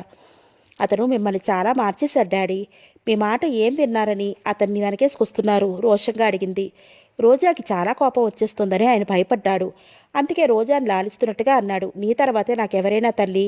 ఆఖరికి ఆ భగవంతుడు దిగి వచ్చినా నువ్వు చూడొద్దు అంటే కళ్ళు మూసుకుంటాను. రోజా ముఖంలో ప్రసన్నత తొంగి చూసింది. కానీ ఒక్క మాటమ్మా, నేనేం చెప్పినా నీ క్షేమం కోరే చెప్తానని నువ్వు గ్రహించాలి. నీకు పల్లెత్తు మాట వచ్చినా నేను సహించలేను. అందుకే చెప్తున్నాను. జీవితం అన్నాక ఎన్నో ఒడిదొడుకులుంటాయి. భగవంతుడి దయ వల్ల నీకు ఆ ఇబ్బందులు ఏమీ లేవు. నీకు ప్రదీప్తో వివాహం అయ్యాక ఆ కుటుంబంతో కలిసిపోవాలి. కనీసం ఇలాంటప్పుడైనా నువ్వు వెళ్ళాలమ్మా. లేకపోతే నీకు మాట వస్తుంది. నీకు మాట వస్తే నేను భరించలేను. అందుకే చెప్తున్నాను. 4 రోజులు పోయాక నేను వెళతాను. అప్పుడు నువ్వు కూడా రా. సారీ డాడీ, ఏదో 1 గంట ఉండి రావటం అయితే వస్తాను, కానీ అంతకుమించి నేను అక్కడ ఉండలేను. నదురు బెదురు లేకుండా తన అభిప్రాయం చెప్పేసింది. అలా అంటే ఏం బాగుంటుందమ్మా? తల్లిదండ్రులకి సుస్థి చేస్తే పిల్లలు వెళ్ళకపోతే ఎలా? పరాయి వాళ్ళు వస్తారా? అతను వెళ్ళాడుగా. నేను అతన్ని వెళ్ళొద్దని అనలేదే. తనది చాలా మంచి మనసు అన్నట్లుగా పెట్టింది ముఖం. అతన్ని బట్టి నువ్వు వెళ్ళాలి. కొడుకు కోడలు అన్నారు. అందులో ఆ ఇంటికి పెద్ద కోడలివి. అదీ కాక ఇంత క్రితం 2-3 సార్లు రమ్మన్నా వెళ్ళలేదు. అయినా ప్రదీప్ బాధపడినట్లు కనపడలేదు. ఇప్పుడు కాస్త బాధపడినట్లుగానే కనపడ్డాడు. మంచి వాళ్ళ మనసు కష్టపెట్టకూడదమ్మా. ఏవో డాడీ, మీ మాటలు నాకు చాలా కొత్తగా అనిపిస్తున్నాయి. ఇదివరకు నా మనసు ఎక్కడ కష్టపడుతుందో అని రాసి చూసేవారు. ఇప్పుడు నాకు ఇష్టం లేదు అన్నది చేయించాలని చూస్తున్నారు. నాకేం అర్థం కావడం లేదు, కనుబొమ్మలు చిట్లిస్తూ అంది. ఇంకా ఇప్పుడు ఎంత చెప్పినా కూతురు వినదని ఆయన గ్రహించాడు. ఆయన కూతురు దగ్గరగా వెళ్ళి తల మీద చెయ్యి వేస్తూ వాత్సల్యంగా అన్నారు. పిచ్చి తల్లి, నీ మనసు కష్టపెడితే నేను సహించగలనా? అలా ఎలా అనుకున్నావమ్మా? ఏదైనా చెడు కల వస్తే వారం రోజులు బాధపడతానే. అలాంటిది నాకై నేను నిన్ను బాధ పెడతానా? నువ్వు బాధపడడం అన్న ఊహే నేను భరించలేడమ్మా. రోజా మాట్లాడలేదు. ఇంకా ఆయన ఏమీ అనలేదు. ప్రదీప్ తల్లికి ఎలా ఉందోనని కంగారుగా వెళ్ళాడు. ఒకరోజు చాలా హడావుడి చేసింది. దాంతో కంగారేసి ప్రదీప్ త్రిపురకు టెలిగ్రామ్ ఇచ్చారు. తల్లిని కులాసాగా చూశాక తేలిగ్గా ఊపిరి పీల్చుకున్నాడు. రోజాను తీసుకురాలేదే మన శివరామకృష్ణయ్య అడగలేదు. అది వరకు 2-3 సార్లు ఉత్తరాలు రాయడమే కాదు, ఒకసారి కోడలిని భార్య ఏదో నోము నోపించాలంటే తీసుకురావడానికి స్వయంగా వెళ్ళాడు. కోడలి మాటలు తీరు చూసి వచ్చిన మాట మర్చిపోయి వెనక్కి తిరిగి వచ్చేశాడు. అయినా తను రోజా గురించి అడిగితే కొడుకుని చూపు భరించలేక ఆ మాటే అడగడాయన. మనసులో మాత్రం తిట్టుకుంటాడు, డబ్బు విలువ తెలియదు సన్యాసికి అని. రుక్మిణమ్మ అడిగింది, కోడలు రాలేదేమని. నేను వచ్చానుగా అన్నాడు. పెళ్ళయ్యాక మళ్ళీ చూడనే లేదురా, ఒకసారి తీసుకురాలేకపోయావా అంది. ప్రదీప్ మాట్లాడలేదు. రుక్మిణమ్మ నిశ్శబ్దంగా నిట్టూర్చింది. ఆవిడ కొడుకు కళ్ళలోకి చూసిందంటే ఆవిడకి వెర్రి బాధ వస్తుంది. అది వరకు తండ్రి ఏ విధంగా గదమాయించినా అథారిటీ చేసినా ఇలా నిర్లిప్తంగా ఉండి ఎప్పుడూ ఎరుగడు. ఇప్పుడు ఏమీ గదమాయించకపోయినా కళ్ళు కాంతిని కోల్పోయినట్లు కనిపించడంతో ఆ పాపంలో తనకి భాగం ఉందని అనిపిస్తుంది. అలా అనిపించినప్పుడు ఆవిడికి వెర్రి బాధ వస్తుంది. ప్రదీప్ వారం రోజులు ఉన్నాడు. శివరామకృష్ణే కొడుకుతో ఏదైనా మాట్లాడినా ముఖం మరోవైపు తిప్పుకుని మాట్లాడటమే కానీ తిన్నగా కొడుకు ముఖంలోకి చూసి ఎప్పుడూ మాట్లాడేవాడు కాదు. ప్రదీప్ ఎవరు ఎలా మాట్లాడినా ఒకటే. ఏదైనా మాట్లాడితే అడిగిన దానికి జవాబు చెప్తాడు. ఎవరు పలకరించకపోతే మరీ మంచిది, మౌనంగా కూర్చుంటాడు. ప్రదీప్ వెళ్ళేటప్పుడు అరటికాయలు, కొబ్బరికాయలు, కూరలు, కమ్మని నెయ్యి పంపి కాస్త పేరు తెచ్చుకోవాలని శివరామకృష్ణయ్యకి ఉంది. కొడుకుతో తీసుకెళ్ళనటానికి భయపడి భార్యను అడగమన్నాడు. ఆవిడ అడిగింది. అక్కడ దొరకనివి ఏమైనా ఉంటే ఇవ్వమ్మా, పదిలంగా తీసుకెళ్తాను అన్నాడు. ఆ పక్క గదిలోనే ఉన్న శ్రీరామకృష్ణయ్య వెంటనే అక్కడి నుంచి వెళ్ళిపోయాడు. రుక్మిణమ్మ కొడుకు ఆ మాట అన్న తీరుకి ప్రదీప్ ముఖంలోకి అయోమయంగా చూసింది. పెళ్ళయ్యాక అమాయకత్వం వదిలి కాస్త కాస్త లోకజ్ఞానం తెలుసుకుంటున్న త్రిపుర అన్నగారి ముఖంలోకి సాలోచనగా చూసింది. అన్నయ్య ఇంత నిర్లిప్తంగా ఉండడానికి కారణం తనేనా అనిపించింది. అలా అనిపించాక చాలా బాధ అనిపించింది. అబ్బాయి, త్రిపుర అక్కడే పురుడు పోసుకుంటోంది. మొదటి కాన్పు ఇక్కడే పోసుకోవాలంటే వినటం లేదంది రుక్మిణి. ఏమిటి అన్నట్లు చెల్లెల కేసు చూశాడు. ఈ ఊళ్ళో వైద్య సదుపాయం లేదు, వద్దంటున్నారన్నయ్య. అయినా ఈ ఊళ్ళో వాళ్ళు ఎలాంటి వాళ్ళు నీకు తెలియదా? ఇప్పుడే నేను వచ్చినప్పటి నుంచి పెళ్ళై ఎన్నాళ్ళేందో లెక్కలు కడుతున్నారు తలదించుకుంటూ అంది. ఇలా రకరకాలుగా వ్యాఖ్యానిస్తారు. మనసు పాడడం తప్ప సుఖం ఉండదు. వాళ్ళు అక్కడే పోసేసుకోపోని అన్నారు. నేను ఏం అనలేరు అందుకని. ప్రదీప్ అర్థం చేసుకున్నాడు. పోనీ అమ్మ, త్వరగా తీసుకురండి. త్రిపుర చెప్పింది నిజమే. ఈ ఊళ్ళో వాళ్ళు రకరకాలుగా వాగుతారు అన్నాడు. ప్రదీప్ వెళ్ళిపోయాడు. ప్రదీప్ వచ్చేసరికి సాంబమూర్తి కదలలేని స్థితిలో ఉన్నాడు. ఓ ఫ్రెండ్ ఇంటికి వెళ్ళి మాట్లాడుతూ మెట్లు దిగబోయి కాలు పడిపోయాడు. ఆ కాలు వాచి నడవలేకుండా ఉన్నాడు. డాక్టర్కి ఫోన్ చేసి ఇంటికి పిలిపించారు. ఎప్పుడు పడిపోయారు? నాకు కబురు చేయలేకపోయారా? బాధగా అడిగాడు. నువ్వు వెళ్ళిన పనేమిటి? నీకు కబురు చేయనా? నువ్వు వెళ్ళిన 2 రోజులకే పడ్డాను. మీ అమ్మగారికి ఎలా ఉంది? అంతా కులాసాగా ఉన్నారా? కుశల ప్రశ్నలు అడిగాడు. మా అమ్మకి తేలిగ్గానే ఉంది అన్నాడు. కాసేపు మామగారితో మాట్లాడి లోపలికి వచ్చాడు. రోజా ఇంకా నిద్ర లేవలేదు. చాలా నిర్లక్ష్యంగా పడుకుంది. ప్రదీప్ బ్యాగ్ టేబుల్ మీద పెట్టేసి తువాలు తీసుకుని స్నానానికి వెళ్ళిపోయాడు. అతను స్నానం చేసి వచ్చేసరికి వంట మనిషి కాఫీ పట్టుకొచ్చింది. అతను కాఫీ కప్పు తీసుకుని మామగారి దగ్గరికి కూర్చున్నాడు. ప్రదీప్ అభిమానానికి ఆయన మనసు పొంగిపోయింది. ఇలాంటి ఉత్తముడిని రోజా అర్థం చేసుకోలేకపోతోందని మనసులోనే బాధపడ్డాడు. తర్వాత ప్రదీప్ని వాళ్ళ ఇంట్లో పేరు పేరిన అందరి గురించి అడిగి తెలుసుకున్నాడు. తను వద్దామని అనుకున్నానని, పడిపోవటం వల్ల రాలేకపోయానని బాధపడ్డాడు. దానికి మీరేం చేస్తారని ఓదార్చాడు ప్రదీప్. రోజా లేవలేదా? నువ్వు వచ్చినట్టు తెలియదేమో అన్నాడు. పర్వాలేదు, పడుకోనివ్వండి అన్నాడు వెంటనే. సాంబమూర్తి బిజినెస్ విషయాలు మాట్లాడసాగాడు. ప్రదీప్ ఆయన చెప్పింది శ్రద్ధగా వినసాగాడు. 9 గంటలు అవుతుంటే బద్ధకంగా కళ్ళు తెరిచింది రోజా. చాలా తగ్గు స్థాయిలో ప్రదీప్ గొంతు చెవులకి ఇంపుగా వినిపించింది. ప్రదీప్ వచ్చాడా? ఎప్పుడొచ్చాడు? మోచేతి మీద లేచి టేబుల్ మీద ఉన్న అలారం టైం పీస్ కేసు చూసింది. 9 గంటలు అవుతోంది. అంటే చాలాసేపు అయిందన్నమాట వచ్చి. అయినా తనని లేపలేదు. ఏం మనిషి? బొత్తిగా సరసం లేని మనిషి. విసుగ్గా వెనక్కి వాలింది. రోజా మంచం దిక్కుండా అలా ఎంతసేపు పడుకున్నా ప్రదీప్ లోపలికొచ్చే సూచనలు ఎక్కడా కనపడలేదు. అలా పడుకోవడానికి విసుగ్గా అనిపించి లేచి యువతలకొచ్చింది. రోజా మొహం కడుక్కుని వచ్చేసరికి వంట మనిషి కాఫీ తీసుకొచ్చింది. కాఫీ కప్పు రోజా చేతికిస్తూ అల్లుడు గారు వచ్చారమ్మా అంది. అంది రుదురు చిట్లిస్తూ. వంట మనిషి మౌనంగా నిలబడింది. వంట మనిషి అక్కడే నిలబడటం చూసి విసుగ్గా కనుబొమ్మలెత్తి చూసింది. ప్రదీప్ వచ్చాడు. వంటలో ఏమైనా ప్రత్యేకంగా చేయమంటుందేమోనని అడుగుదామనుకుంది. రోజా విసుగు చూసి అడగడానికి భయపడి రోజా ఏదైనా చెప్తుందేమోనని నిలబడింది. ఇప్పుడు రోజా చూసినా చూపుకి భయపడి అమ్మగారి మూడు అస్సలు బాగుండలేదు వెంటనే అని వెళ్ళిపోయింది. వెంటనే సాంబమూర్తి వంట మనిషిని పిలిచాడు. రావమ్మ వచ్చి వినయంగా నిలబడింది. ఈ పూట ఏం వంట చేస్తున్నావు అని అడిగాడు. బెండకాయ వేపుడు, దొండకాయ కూర, సాంబారు, కొబ్బరి పచ్చడి చేస్తున్నానండి. కూరలు సరే, స్పెషల్ ఏమీ లేదా? ఏం చేయమంటారో చెప్పండి. ఆవడలు కేసరి చెయ్యి. ముందు జీడిపప్పులు బాగా వేసి ఉప్మా చెయ్యి. అసలు ఇంతవరకు టిఫిన్ చేయలేదేమిటి? ప్రదీప్ ఏం వద్దని చెప్పినా ఆయన వినలేదు. అమ్మాయి గారు చెప్తేనే చేయమన్నారు కదండి. అమ్మాయి గారు ఏం చెప్పలేదండి. పావుగంటలో చేసేస్తానండి నెమ్మదిగా అని లోపలికి వెళ్ళిపోయింది. రావమ్మ వెళ్ళిపోయాక సాంబమూర్తి ప్రదీప్తో అన్నాడు. ఈరోజు నాకెందుకో విపరీతంగా ఆకలిస్తోందోయ్. కారణం ఏమిటంటావు? ఈ వారం నుండి నాకేమీ సహించలేదు అలా అంటూ ప్రదీప్ కళ్ళలోకి చూశాడు. ఆయన అభిమానం ప్రదీప్కి తెలియంది కాదు. ఆయన కూతురు భవిష్యత్తు దృష్టిలో పెట్టుకుని మొదట ఆ విధంగా కండిషన్ పెట్టాడు కానీ ఆయన అభిమానంలో నటన లేదు. ఈ సంగతి ప్రదీప్కి తెలుసు. ఆయన మంచితనం అభిమానమే ఇక్కడ ఏమాత్రమేనా నిలిచేలా చేశాయేమో అని కూడా అనుకుంటాడు. మీ అభిమానం అలాంటిది. నా అభిమానం కాదయ్యా, నీ మంచితనం, నీ కలుపుగోలుతనం. నిన్ను మొట్టమొదటిసారి చూసినప్పుడే ఆప్తుల్లా అనిపించావు. ప్రదీప్, కూతురు కదా వెనకేసుకొస్తున్నానని అనుకోకు. రోజాది పసిపిల్ల మనస్తత్వం. కొంచెం తొందర అంతేగాని గడుసుతనం అస్సలు తెలియదు. నేనా పెద్దవాడిని అవుతున్నాను. రోజాకి అన్నతమ్ములు, అక్క చెల్లెళ్ళు ఎవ్వరూ లేరు. రోజాని ఏడాది పిల్లప్పటి నుంచి నేనే పెంచాను. నా తర్వాత అంతా నువ్వే అయ్యి రోజాని చూసుకోవాలి. ఆయన కంఠం ఎందుకో వణికింది. ప్రదీప్ వచ్చి ఇంతసేపు అయింది. రోజా లేచిందో లేదో, అసలు ప్రదీప్ని తల్లికి ఎలా ఉందని మర్యాదగా నన్ను అడుగుతుందో లేదో, ప్రదీప్ మనసు విరిగిపోతుందేమోనని ఆయనకి బాధగా భయంగా ఉంది. ప్రదీప్ ఆయన చేతి మీద చెయ్యి వేస్తూ అన్నాడు. మీరు అలా పెద్దవాడినైపోయానని అనుకోకండి. మీకేమీ భయం లేదు. మీరు చేయదలుచుకున్నవన్నీ చేస్తారు. రోజులు పూర్తిగా మారిపోతున్నాయి ప్రదీప్. ఈ క్షణం ఇలా ఉన్నవాళ్ళు మరుక్షణంలో ఎలా ఉంటారో చెప్పలేకపోతున్నారు. రాత్రి హాయిగా నిద్రపోతున్నవాడు ఉదయం నిద్ర లేస్తాడో లేవడో చెప్పలేం. ఇక ప్రయాణం గురించి అసలు చెప్పలేం. ప్రయాణం అయ్యి బయలుదేరిన వాడు ఏ ప్రయాణమో వాడికే తెలియదు. నువ్వు ఇప్పుడు రెస్ట్ తీసుకో, బిజినెస్ విషయాలు నీతో మాట్లాడాలి అన్నాడు. ప్రదీప్ మాట్లాడలేదు. అతనికి లోపలికి వెళ్ళబుద్ధి కాలేదు.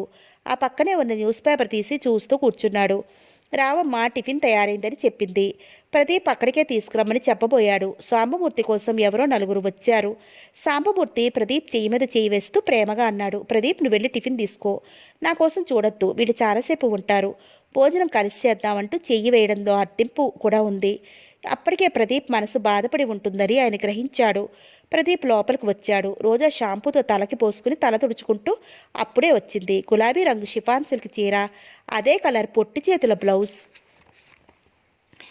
వేసుకుంది. ప్రదీప్ రాగానే ఓరగా చూసింది. ప్రదీప్ చూడనట్టుగా టేబుల్ దగ్గరికి వెళ్ళి బ్యాగ్లో దేనికోసమో వెతకసాగాడు. రోజా విసురుగా ఇటు తిరిగింది. అతను తల వంచుకొని కూర్చున్నాడు. అమ్మా, రావమ్మ గది బయట నుండి పిలిచింది. విసుగ్గా అంది. టిఫిన్ చల్లారిపోతుందమ్మా మెల్లగా అంది. సరే అంది. రావమ్మ వెళ్ళిపోయింది. రోజా మళ్ళీ తల తిప్పి ప్రదీప్ కేసు చూసింది. ఇందాకటిలాగే దేనికోసమో బ్యాగ్లో వెతుకుతున్నాడు. రోజాకి చాలా కోపం వచ్చింది. తన గొంతు విని కూడా అతను తల తిప్పి చూడలేదంటే తనని ఈ గదిలో చూశాడు. చూసి కూడా చూడనట్టు నిర్లక్ష్యంగా ఉండిపోయాడు. ఇతనికి తనంటే ప్రేమ లేదు, భయం లేదు. తనంటే ఇతనికి బాగా నిర్లక్ష్యం. తనంటే ఎంతమంది పడిచొచ్చారు. తను ఇతనంటే ఎందుకంత ఇదైంది? టిఫిన్కి వస్తారా? ప్రదీప్ని చూస్తూ అంది. అతను తల తిప్పి చూడగానే అతని మీద తనకి ఉండే కోపం అంతా కళ్ళల్లో చూపించాలనుకుంది. కానీ అతను తల ఎత్తలేదు. ఇదిగో వస్తున్నా, చాలా మామూలుగా అన్నాడు.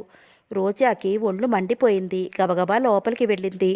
ప్రదీప్ బయటికి వస్తుంటే టిఫిన్ గదిలోకే తెప్పించుకుంది. ప్రదీప్ అదేమని అడగలేదు. బుద్ధిమంతుల్లా వచ్చి కుర్చీలో కూర్చున్నాడు. రోజాకి అప్పుడు ప్రదీప్ మీద వచ్చిన కోపం ఎప్పుడూ ఎవరి మీద వచ్చి ఉండేదేమో కానీ ఉండదేమో కానీ ఎలా నిగ్రహించుకుందో చాలా తమాషాగా నిగ్రహించుకుంది. ఇతనికి డబ్బు లేదు, అయినా ఎంత గర్వం, ఎంత గుండె నిబ్బరం.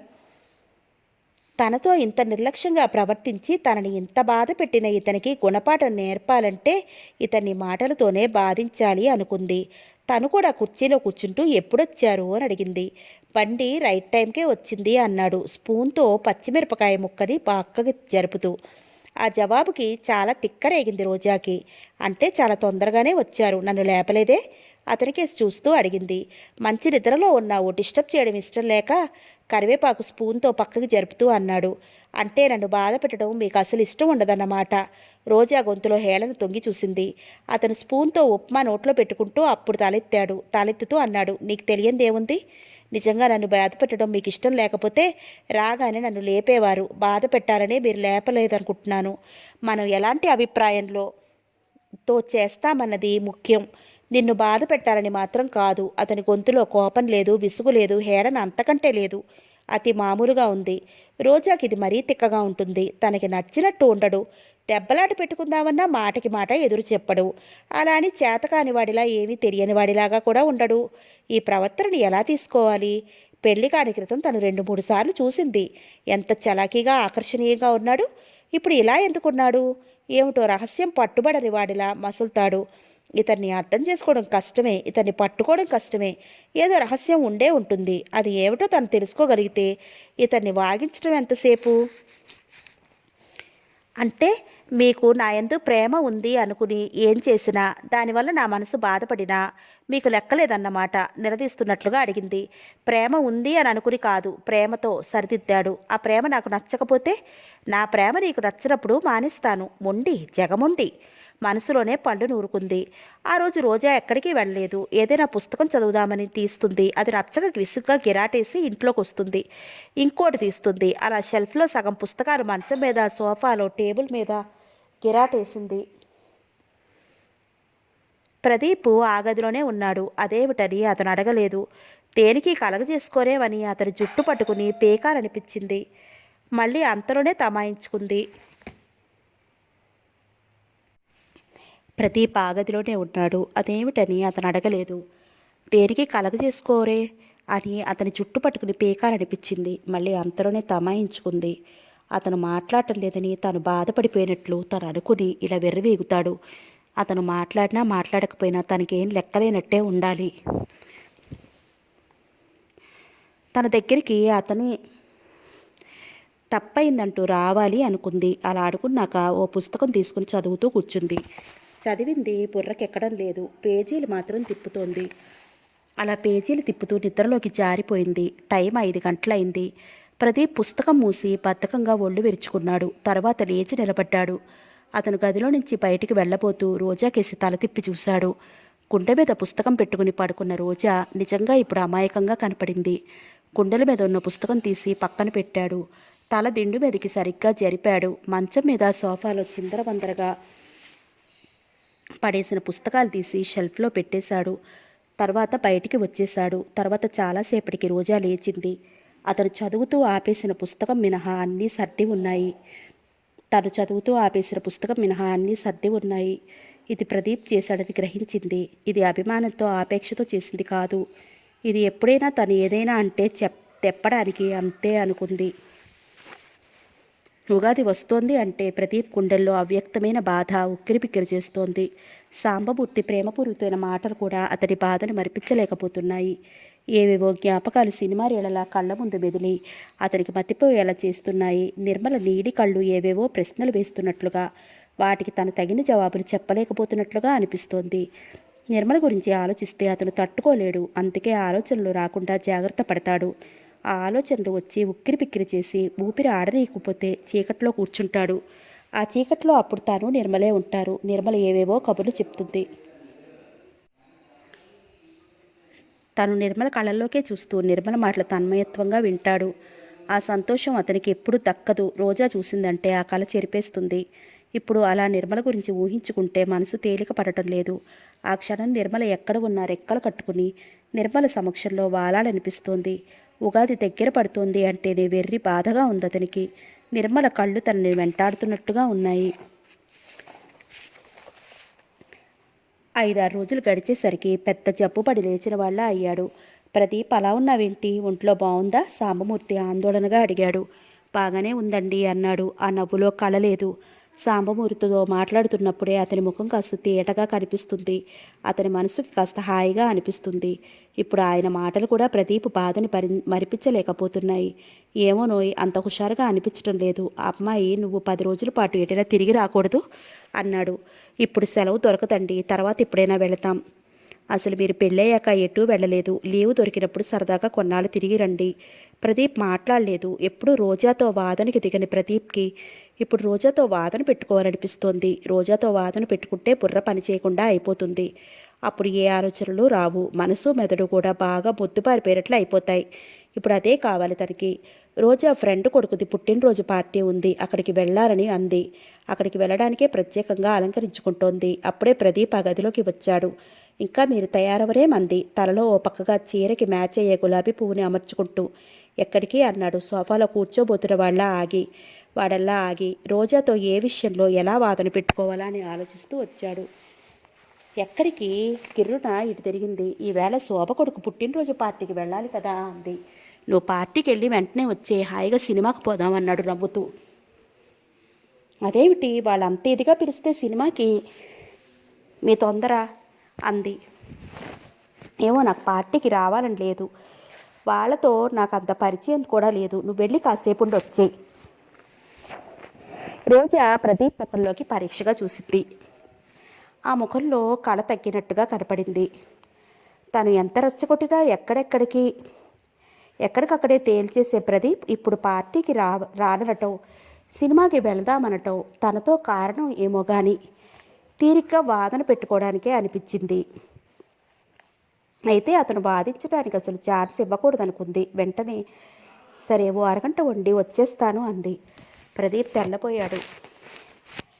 నిజంగా అప్పుడు రోజాతో సినిమాకి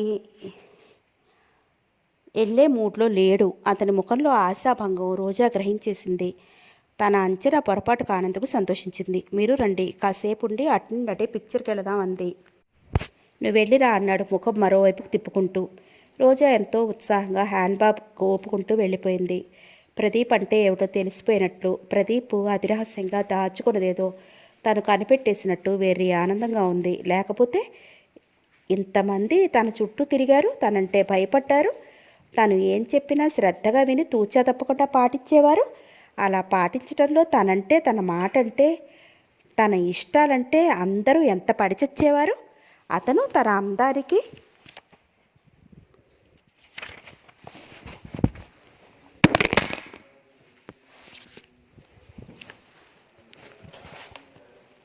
విలువ తన అందానికి విలువ ఇవ్వలేదు. తన డబ్బుని లెక్క చెయ్యలేదు. ఇవన్నీ తనకేమీ లెక్కలేనట్లు ఎంత నిర్లక్ష్యంగా ప్రవర్తించాడు. తనతో కాపురం చేయడం ఒక డ్యూటీ కింద భావించినట్టుగా మసిలాడు. రోజా 6 గంటలు అవుతుంటే హుషారుగా వచ్చింది. ప్రదీప్ ముఖం ఎలా ఉండి ఉంటుందో ఊహించుకుంటూ. అంత ఉత్సాహంగా వచ్చిన రోజాకి ప్రదీప్ కనపడలేదు. బయటకొచ్చి గార్డెన్లో చూసింది. అక్కడా లేడు. రంగాన్ని పిలిచి అడిగింది. రావమ్మని అడిగింది. ఇద్దరూ మాకు తెలియదన్నారు. రోజాకి చెప్పలేనంత విసుగొచ్చేసింది. చేతిలో హ్యాండ్ బ్యాగ్ మంచం మీదకి విసిరేసింది. చెప్పులో మూలకు విసిరేసింది. విసుగ్గా మంచం మీద కూర్చుంది. కానీ అలా స్థిరంగా కూర్చోలేకపోయింది. ఏమిటి తిన వరుస? దెబ్బలాడదామన్నా దానికి ఆమెడు దూరం ఉండే మనిషి ఇలా కావాలని ఎందుకు చేశారు? ఏమిటసలు? తను తెలుసుకోలేని రహస్యమా? అసలు ఏదైనా రహస్యం అనేది ఉందా? ఇదంతా తన భ్రమేనా? తన భ్రమే అయితే అతనితో దెబ్బలాడటానికి తనకేం అభ్యంతరం లేదు. ఇంటికి రాని ఆ ముఖంలోకి చూస్తే అన్నీ తెలిసిపోతాయి. ఇలా ఎన్ని అనుకున్నా రోజాకి తిక్క తగ్గలేదు. అసలు టైం జరగలేనట్టుగా అనిపించింది. ప్రదీప్ ఎప్పుడొస్తాడో, అసలు సంగతి ఏమిటో ఎప్పుడు తేలుద్దామా అని ఒకటే ఆతృత పడసాగింది. రాత్రి 9 అవుతోంది. తండ్రి కూడా ఆలస్యంగా వస్తానని చెప్పి వెళ్ళాడు. ఒక్కతే అలా కూర్చోవడం మహాబోరుగా ఉంది రోజాకి.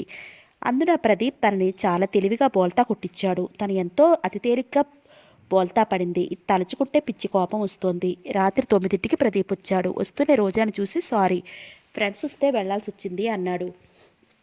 అలా అట్టూరే షర్ట్ విప్పి హ్యాంగర్కి పెట్టే నేపంతో బట్టల స్టాండ్ కేసి నడిచాడు. అతని ముఖంలోని భావాలు రోజా గ్రహించడానికి లేకపోయింది. రెప్ప వేయకుండా ప్రదీప్ని చూస్తూ ఉండిపోయింది. వెనక నుండి అతని రూపం ఎంతో హుందాగా ఉంది. చక్కని భుజాలు, నిటారుగా నిలబడిన తీరు, ఒడ్డు పొడుగు ఎంత దర్జాగా ఉన్నాడు. ఇతని శరీర ఆకృతి వాళ్ళ ఇంట్లో ఎవ్వరికీ లేదు. ఇతని తండ్రి భారీ మనిషి అయినా ఈ దర్జా లేదు, ఈ హుందాతనం లేదు. అందుకేగా ఆ సరోజ అలా పడిచొస్తోంది. సరోజ గుర్తుకొచ్చేసరికి ఒంటికి కారం రాసుకున్నట్లయింది. మంచం మించి లేచి నిలబడుతూ అడిగింది, ఎవరా ఫ్రెండు? నీకు తెలియదు, నువ్వెప్పుడు చూడలేదు, ఇటు తిరగకుండానే అన్నాడు. నన్ను అరగంటలో వచ్చేయమన్నారుగా, ఒక్క 10 నిమిషాలు అతన్ని ఆగమనొచ్చుగా. 10 నిమిషాలేంటి, పావుగంట ఆపాను. అసలే వాడు హడావుడి మనిషి. రోజా ఏమడిగినా ఇలాగే చెప్తూ వచ్చాడు. రోజా ఆ జవాబులకి విసుగు వచ్చిన దానిలో అక్కడి నుంచి వెళ్ళిపోయింది. 4 రోజుల తర్వాత రాత్రి 9 గంటలవుతోంది. సాంబమూర్తి ఊళ్ళో లేడు. రోజా అప్పుడే ఫ్రెండ్ ఇంటి దగ్గర నుంచి వచ్చింది. రోజా కారు దిగి లోపలికి వెళ్ళబోతుంటే ప్రదీప్ ఫ్రెండ్ స్కూటర్ మీద వచ్చాడు. ఆ ఫ్రెండ్ లోపలికి రాలేదు. ప్రదీప్ మెల్లగా నడుచుకుంటూ లోపలికి వస్తున్నాడు.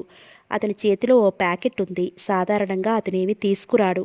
ఆ ఇంట్లోకి ఏవి తీసుకొచ్చే అవసరం ఉండదు. రోజాకి ఏం కావాలన్నా తనే వెళ్ళి తెచ్చుకుంటుంది. కూడా తండ్రి ఉన్న ప్రదీప్ ఉన్న పక్కన దిష్టిబొమ్మలా నిలబట్టమే. సాంబమూర్తి వెళ్లే రోజుల్లో ఆయన, నేను కారులో కూర్చుంటాను, నువ్వు ఏం కావాలో తీసుకో తల్లి అనేవాడు. రోజా నవ్వుకుంటూ వెళ్ళేది.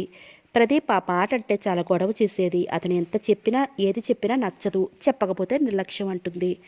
అతను తిన్నగా లోపలికి వెళ్ళాడు. చేతిలో ప్యాకెట్టు టేబుల్ మీద పెట్టాడు. రోజా అతని వెనకాలే వచ్చింది. ఆ ప్యాకెట్ ఏమిటో అతను చెప్పలేదు. రోజా 2-3 సార్లు ఆ ప్యాకెట్ కేసి చూసింది. అతను చెప్పిన దానికి ఎందుకు అడగాలి అని, చెప్పని దానికి ఎందుకు అడగాలి అని అడగలేదు. ఇద్దరూ మౌనంగా భోజనం చేశారు. తర్వాత రోజా చీర మార్చుకుని వచ్చింది. ప్రదీప్ ఉదయం చదివిన పేపరే మళ్ళీ చూస్తున్నాడు. మీరెప్పుడూ అంత నిశ్శబ్దంగా ఉంటారు, మీకు ఎలా తోస్తుంది అని అడిగింది. నిశ్శబ్దం ఏముంది, ఇంట్లో ఎంతమంది ఉన్నాం? 3. మీ నాన్నగారు ఎప్పుడూ బిజీగా ఉంటారు, ఇంచుమించుగా నువ్వు అంతే. అదే అడుగుతున్నాను, మీరు అలాగే ఉండొచ్చు కదా. నేను పార్టీకి రమ్మంటే, పిక్చర్కి రమ్మంటే, ఎక్కడికి రమ్మంటే అక్కడికి వస్తారు, అంతేనా? మీకు ఏ వ్యాపకం లేదే. అందులో డబ్బుకి లోటు లేదు కదా. ఏం చేయాలన్నా చేసే స్తోమత ఉంది. మీరు ఏం చేస్తానన్నా నాన్నగారు ఎంత డబ్బైనా ఖర్చు పెడతారు కదా. ఫ్రెండ్స్ ఇళ్ళకి వెళ్ళి వస్తే రోజా ఇలా ఏదో ఒకటి అనడం అలవాటే. ప్రదీప్కి కొత్త కాదు. తాగినా తందలా నలడినా రోజా దృష్టిలో తప్పు లేదు. నలుగురిలో ఆకర్షణగా 10 మంది రోజా అదృష్టం చూసి ఈర్షపడి చచ్చేలా తను ఉండాలి, అంతే. తన బాధని ఆవేదనని దిగమింగి ఎంత మామూలుగా ఉందామన్నా రోజా ఉండనియ్యదు. తన జీవితంలో జరిగే సంఘటనలకి రోజా బాధ్యురాలు కాదు. అలాంటప్పుడు ఆమె సంతోషాన్ని సరదాలని తనెందుకు పాడు చేయాలి? ఆమె పెంకితే కావచ్చు, డబ్బు అహంకారమే కావచ్చు, అవి వేరే విషయాలు. పరిస్థితులకి తల వంచి తను రోజాని చేసుకున్న ఆ విషయాలు రోజా మీద రుద్దకూడదు అని ప్రదీప్ తనకి నచ్చని వ్యక్తుల మధ్య మసలాలన్న రోజా కోసం మసిలాడు. తనకి సుతరాము ఇష్టం లేని వాతావరణంలో కాలం గడపాల్సి వచ్చిన రోజా కోసం సంతోషం నటించాడు. కానీ రోజా కోసం తను తాగుడు అలవాటు చేసుకోలేదు. 10 మందికి తను సాంబమూర్తి ఏకైక పుత్రిక రోజా భర్తలాగా ప్రత్యేకంగా కనపడాలని. ఊపిరి ఆడకపోయినా సూటుల్లోనే ఉండలేడు. అసలు సూట్లు వేసుకోవాలంటేనే చిరాకు. పెళ్ళయ్యాక రిసెప్షన్ అప్పుడు మామగారి కోరిక మీద ఒక పూట వేసుకున్నాడు.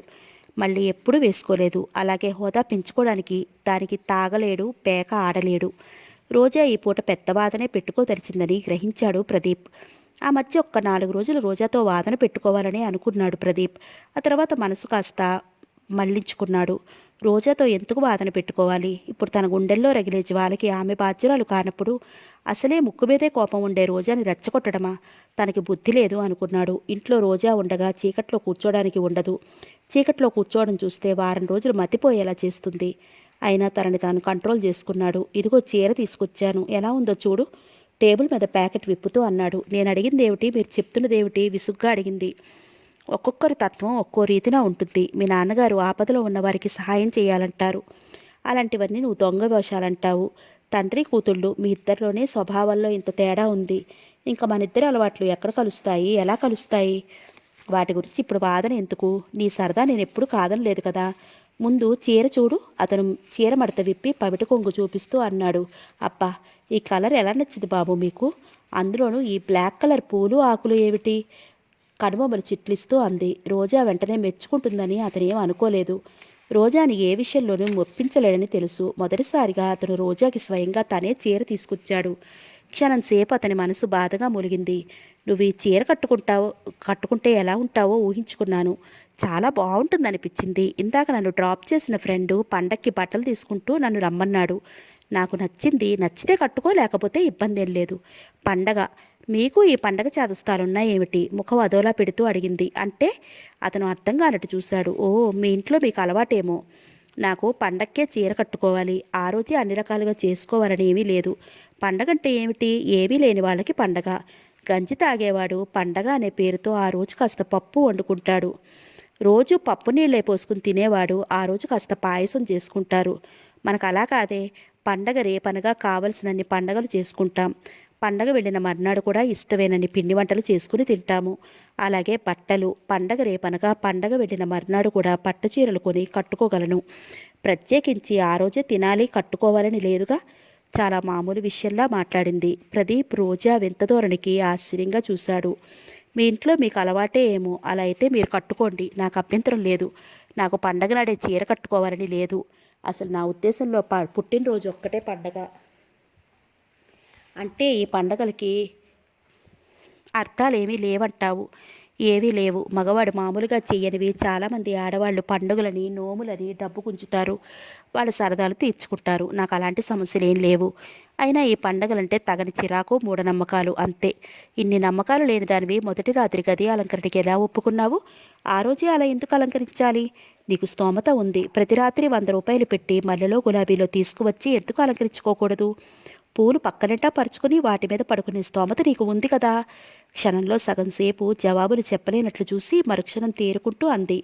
పండగలనేవి మూఢనమ్మకాలు. మల్లెపూలు గులాబీలు చిరాగ్గా ఉన్న మనసుని సేద తీరుస్తాయే కానీ ప్రమాదం ఏమీ లేదు. నోములు, వ్రతాలు, మడి ఆచారం ఇవి మూఢనమ్మకాలంటే. నా స్నేహితురాలి అత్తారింట్లో ప్రపంచంలో ఉండే చాదస్తాలన్నీ ఉన్నాయట. అక్కడికి వెళ్ళాలంటేనే నరకంలోకి వెళ్తున్నట్టు వెళ్తుంది. అదే నేనైతేనా, నాకు ఇష్టం లేదు అన్నది చచ్చినా చేయను. నదురు బదురు లేకుండా తన అభిప్రాయాలు ఖచ్చితంగా చెప్పేసింది. ప్రదీప్ రోజా కళ్ళల్లోకి చూస్తున్నాడు. డబ్బు ఉన్న వాళ్ళని చాలామందినే చూశాడు తను. కానీ ఇలా ముఖ్యంగా ఆడవాళ్ళు పండగలన్నా నోమన్నా ఎంత సరదా పడతారు, ఉన్నదానిలోనే ఎంత ఆనందంతో జరుపుకుంటారు. అంతవరకు ఎన్ని చిరాకులున్నా వాటన్నిటినీ మర్చిపోయి హాయిగా ఆనందంగా ఉంటారు. డబ్బుండి సంతోషం పుష్కలంగా ఉన్న వాళ్ళు పండగలు చేసుకోవడం లేదా? ఏమిటి అలా చూస్తున్నారు? ఎప్పుడూ లేనిది భర్త దీక్షగా తన కళ్ళల్లోకి చూడటంతో అడిగింది. ఏమీ లేదు. ఎంత గొప్ప సైంటిస్ట్ అయినా తికమక పెట్టే నీ అభిప్రాయాలు, ప్రశ్నలు వింటుంటే చాలా గమ్మత్తుగా ఉంది అన్నాడు అలాగే చూస్తూ. దీంట్లో ఆశ్చర్యం ఏమీ లేదు. మీరు ఆ చాదస్తాల్లో మునిగి తేలిన మనిషి కాబట్టి నా భావాలు, అభిప్రాయాలు కొత్తగా వింతగా ఉంటాయి. కొన్నాళ్ళు పోతే మీరు అదే మాట అంటారు. అవచ్చు, అలా అన్నా ఆశ్చర్యపడాల్సింది ఏమీ లేదు అన్నాడు. రోజా గర్వంగా నవ్వుకుంది. ఆ రాత్రి ప్రదీప్కి కంటి మీద కునుకు అన్నది రాలేదు. కారణం ఏమీ కనిపించలేదు. బుర్రంతా ఖాళీ అయిపోయినట్లుగా అనిపించింది. కళ్ళు మాత్రం విపరీతంగా మండుతున్నాయి. రోజా నిశ్చింతగా నిద్రపోతోంది. మర్నాడు ఉదయమే శాంతమూర్తి వచ్చాడు. తండ్రి వచ్చాడని తెలియగానే రోజా పరుగులాంటి నడకతో తండ్రి దగ్గరికి వచ్చింది. ఏమైంది డాడీ? ఆతృతగా అడిగింది. కుదరలేదమ్మా. ఎందుకు డాడీ? ఎక్కువ రేటు చెప్పారా? నిరాశగా ముఖం పెట్టింది. రేటుకు వెనకాడతానా? అతను తిక్క మనిషిలా ఉన్నాడు, అమ్మనంటున్నాడు, లోపలికి వస్తూ చెప్పాడు. అమ్మని వాడు పేపర్లో ఎలా వేశాడు డాడీ? ఇలాంటి వాళ్ళ మీద కేసు పెట్టాలి, కోపంగా అంది. పోని తల్లి, అంత తోట బంగళా అమ్మాలంటే బాధగానే ఉంటుందమ్మా. అలాంటప్పుడు పేపర్లు ఎందుకు ప్రకటించాలి డాడీ? ఇబ్బందులు అయి ఉంటాయమ్మా. మళ్ళీ ఎలాగైనా సర్దుకుందామని అనుకుని ఉంటాడు. వాళ్ళ బాధలను అర్థం చేసుకోవాలమ్మా, నచ్చ చెప్తున్నట్టుగా అన్నాడు. బాధలు కాదు, ఇబ్బందులు అంతకంటే కాదు డాడీ, మనుషుల్ని ఫూల్స్గా చేయటానికి. అసలు ఇలాంటి వాళ్ళని రోజా ఆవేశపడకమ్మా.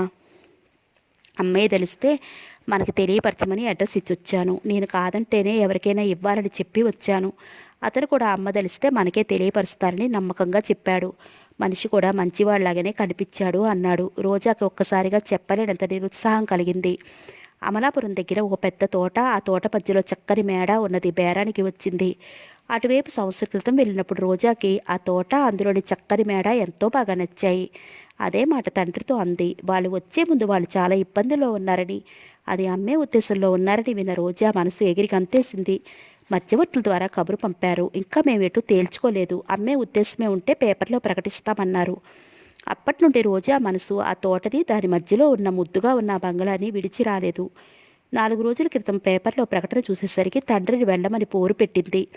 అది ఆయన అన్నగారు ఇచ్చారు. ఉన్న 2 తమ్ముళ్ళు అభ్యంతరం తెలిపారు. అదృష్టవశాత్తు ప్రకటన చూసి వచ్చినది సాంబమూర్తి ఒక్కడే. వాళ్ళ బాధని అర్థం చేసుకున్న సాంబమూర్తి మౌనంగా వెనక్కి వచ్చాడు.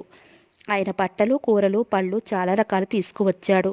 స్నానం కాఫీ ఫలహారాలు అయినాక తను తీసుకొచ్చిన బట్టల ప్యాకెట్టు ఊడదీసి రోజాని ప్రదీప్ని పిలిచాడు. ఆయన తెచ్చిన చీరలు చూపిస్తూ రోజాతో అన్నాడు, అమ్మా, నీకు నచ్చితేనే కట్టుకో, నచ్చకపోతే బాధపడకు. ఆయన 3 చీరలు తీసుకొచ్చాడు.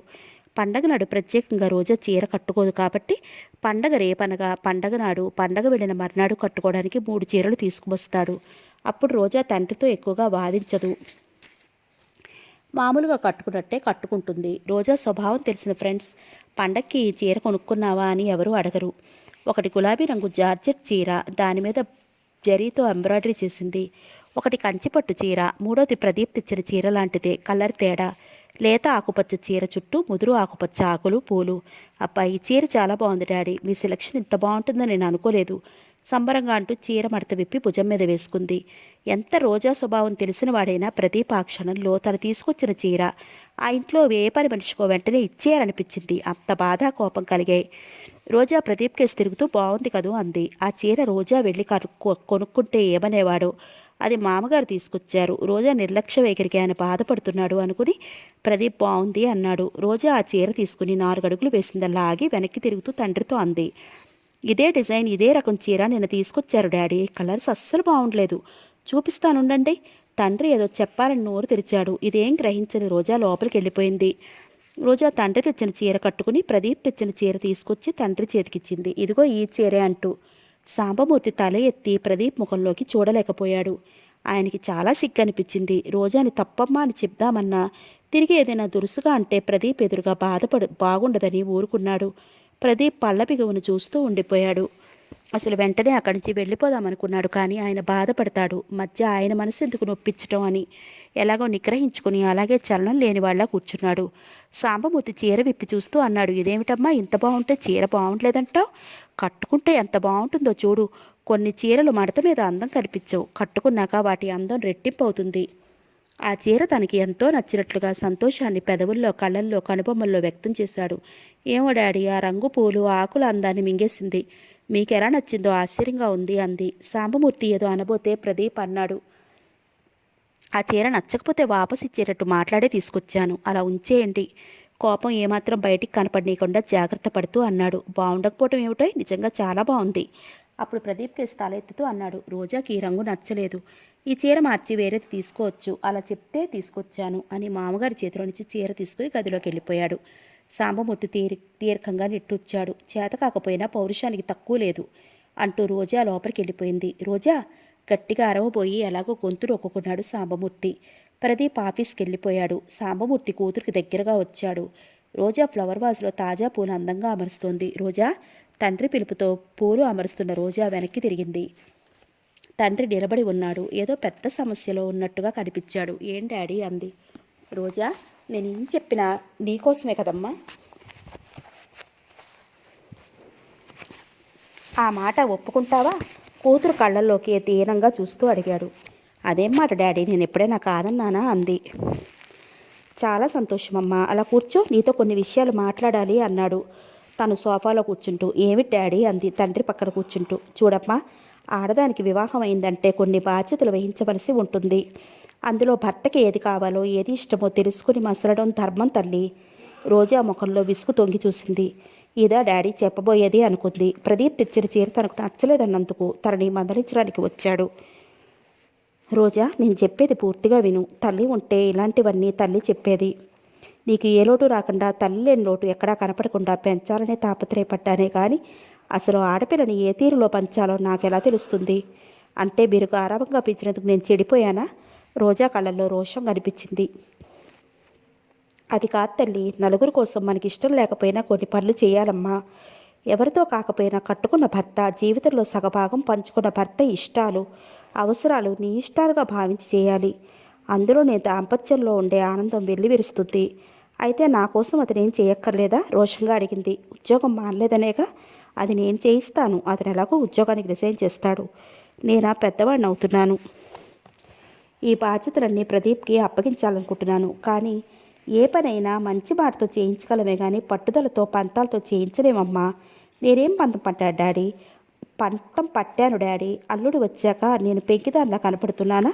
నిష్ఠూరంగా అడిగింది. ఆయన రోజా తల మీద చెయ్యి వేసి ప్రేమగా నిమురుతూ వాత్సల్యం నిండిన స్వరంతో మెల్లగా అన్నాడు. రోజా, అలా ఎప్పుడూ అనుకోకు. ప్రదీప్, నువ్వు నా రెండు కళ్ళమ్మా. మీరిద్దరూ చిలక గోరింకల్లా తిరుగుతూ ఉంటే నాకు ఇంతకన్నా ఏం కావాలి? అతని ఇష్టాలు నువ్వు కొన్ని పాటించాలి. నీ సరదాలు అతను తీర్చాలి. అతను అంత సరదా పడి చీర తీసుకొస్తే నువ్వు ఇది ఏం బాగుండలేదనేసరికి అతని మనసు ఎంత బాధపడిందో గ్రహించావా? అతను మనసు పడి తీసుకొచ్చినందుకు చాలా బాగుంది అని కట్టుకున్నావనుకో, అప్పుడు అతను ఎంతో సంతోషపడతాడు. బట్టలు ధరించడానికి ఇష్టం అనేది ఉండకూడదా డాడీ? కోపంగా అడిగింది. అలా అని నేను అననమ్మా. ప్రదీప్ కూడా అలా శాసించే మనస్తత్వం కలవాడు కాదు. అలాంటి వాడే అయితే నిన్నెక్కడికి కదలనిచ్చేవాడు కాదు. వాళ్ళ ఊరు నువ్వు వెళ్ళకపోతే ఊరుకునేవాడు కాదు. మొదటి నుండి నువ్వు పెరిగిన వాతావరణం అన్నీ గ్రహించాడు కాబట్టే దేనికి అభ్యంతరం చెప్పడం లేదు. చూడు తల్లి, మీ ఇద్దరిది ఒక్క మాట అవ్వాలి. ఒకే ప్రాణంగా ఉండాలి. ఒకరి కోసం ఒకరు ఏమైనా చెయ్యాలి అనేంత అభిమానం ఒకరి అందు ఒకరికి ఉండాలి తల్లి. అప్పుడే ఆనందమును. అలా అతని మాట వింటే వాళ్ళ అమ్మలాగా ఒక మడిచీర కట్టుకుని పొయ్యి దగ్గరే కూర్చోమంటాడు డాడీ. ఈ రోజుల్లో పల్లెటూళ్ళలో ఉన్నవాళ్ళు బయట ప్రపంచం ఎలా నడుస్తుందో తెలుసుకొని ఎంతో చలాకీగా ఉంటుంటే ఈయనేమిటి అసలు సరదా లేదు, అన్నిటికీ నిషేధాలే. మీకు ఇలాగే ఇష్టమైతే నన్ను కూడా అదే రీతిలో పెంచాల్సింది. రోజా గొంతు వణికింది. నా ఉద్దేశం అది కాదు తల్లి. నీకు అర్థమయ్యేలా చెప్పలేకపోయానేమో అంతే. నువ్వు బాధపడితే నేను భరించలేనమ్మా. ఆ మాట నమ్ముతావా? తండ్రి అడిగిన తీరుకి రోజా కాస్త తగ్గింది. తండ్రి అంటే రోజాకి గౌరవం. అందుకే పండగ నాడు చీర కట్టుకోవడం తనకి ఇష్టం లేకపోయినా తండ్రి నాలుగో చీరలు తెచ్చి పండగ రేపనగా పండగ వెళ్ళిన మన్నాడు కూడా కట్టుకో, పండగ నాడే ప్రత్యేకంగా కట్టుకున్నట్లు అవదుగా అని బ్రతిమలాడితే సరే అని ఒప్పుకుంది. అసలు ఎప్పుడూ రోజా ఇష్టాలు సరదాలు ఆయన కాదనలేదు. అందుకే రోజాకి అసంతృప్తి అంటే ఏమిటో, బాధ అంటే ఏమిటో బొత్తిగా తెలియదు. ఇప్పుడు మనసులో సాంబమూర్తి ఇదంతా తన తప్పే అని బాధపడుతున్నాడు. తను పెద్దవాడు అవుతున్నాడు. ప్రదీప్ ఎంతకాలం ఎన్నింటికి ఊరిమి వహిస్తాడు? అతని మనసు విరిగిపోతే రోజా ఒంటరిది అయిపోతుంది. ఈ ఫ్రెండ్స్ డబ్బున్నంతకాలం, అవసరం ఉన్నంతకాలం తిరిగే రకాలే. ఫ్రెండ్షిప్ అంటే ఏమిటో పొత్తిగా తెలియని వాళ్లే రోజా ఫ్రెండ్స్. అందరూ కలిసి స్వేచ్ఛగా తిరిగితే, తమకు నచ్చింది ఎవరికి బెరవకుండా స్వతంత్రంగా చేసేస్తే అదే గొప్ప, అదే జీవితం వాళ్ళ దృష్టిలో. అందుకే అంటారేమో పిల్లల్ని పెంచడం కూడా ఒక కళే అని. తనకు ఆ కళ ఎక్కడిది? మళ్ళీ పెళ్లి చేసుకోమని ఎంత చెప్పినా రోజాకి ఎక్కడ అన్యాయం జరుగుతుందోనని తను పెళ్లి చేసుకోలేదు. కంటికి రెప్పలా, ప్రాణంలో ప్రాణంలా పెంచాడు. తన పెంపకం ఫలితం ఈ విధంగా ఉంది. బాధగా నిట్టూర్చాడు. తండ్రి ముఖంలో దిగులు చూసింది రోజా. తండ్రి మీద ఉండే గౌరవం వల్ల ప్రదీప్ తీసుకువచ్చిన చీర కట్టుకోదలిచింది. తండ్రి చెయ్యి మీద చెయ్యి వేస్తూ మెల్లగా అంది. దీనికింత బాధపడటం ఎందుకు డాడీ? నేను బాధపడితే మీరు చూడలేనప్పుడు మీరు బాధపడితే నేను మాత్రం చూడగలనా? నేను ఆ చీర కట్టుకుంటాను, బాధపడకండి. ఆ కాస్త మాటకే ఆయన మనసు పొంగిపోయింది. అలా సంతోషంగా తల్లి, చాలా సంతోషం. నా మీద కోపం లేదుగా? కూతురు కళ్ళలోకి చూస్తూ అడిగాడు. మీ మీద నాకు ఎప్పుడైనా కోపం వచ్చిందా? నాకెప్పుడూ కోపం రాదు. ఆయనకి ఇప్పుడు ఎంతో తేలిగ్గా ఉంది. ఇంకా ఈ పూట ఏ విషయాలు ఎత్తదలుచుకోలేదు. ఇంత తేలిగ్గా ప్రదీప్ తెచ్చిన చీర కట్టుకుంటుందని ఆయన అనుకోలేదు.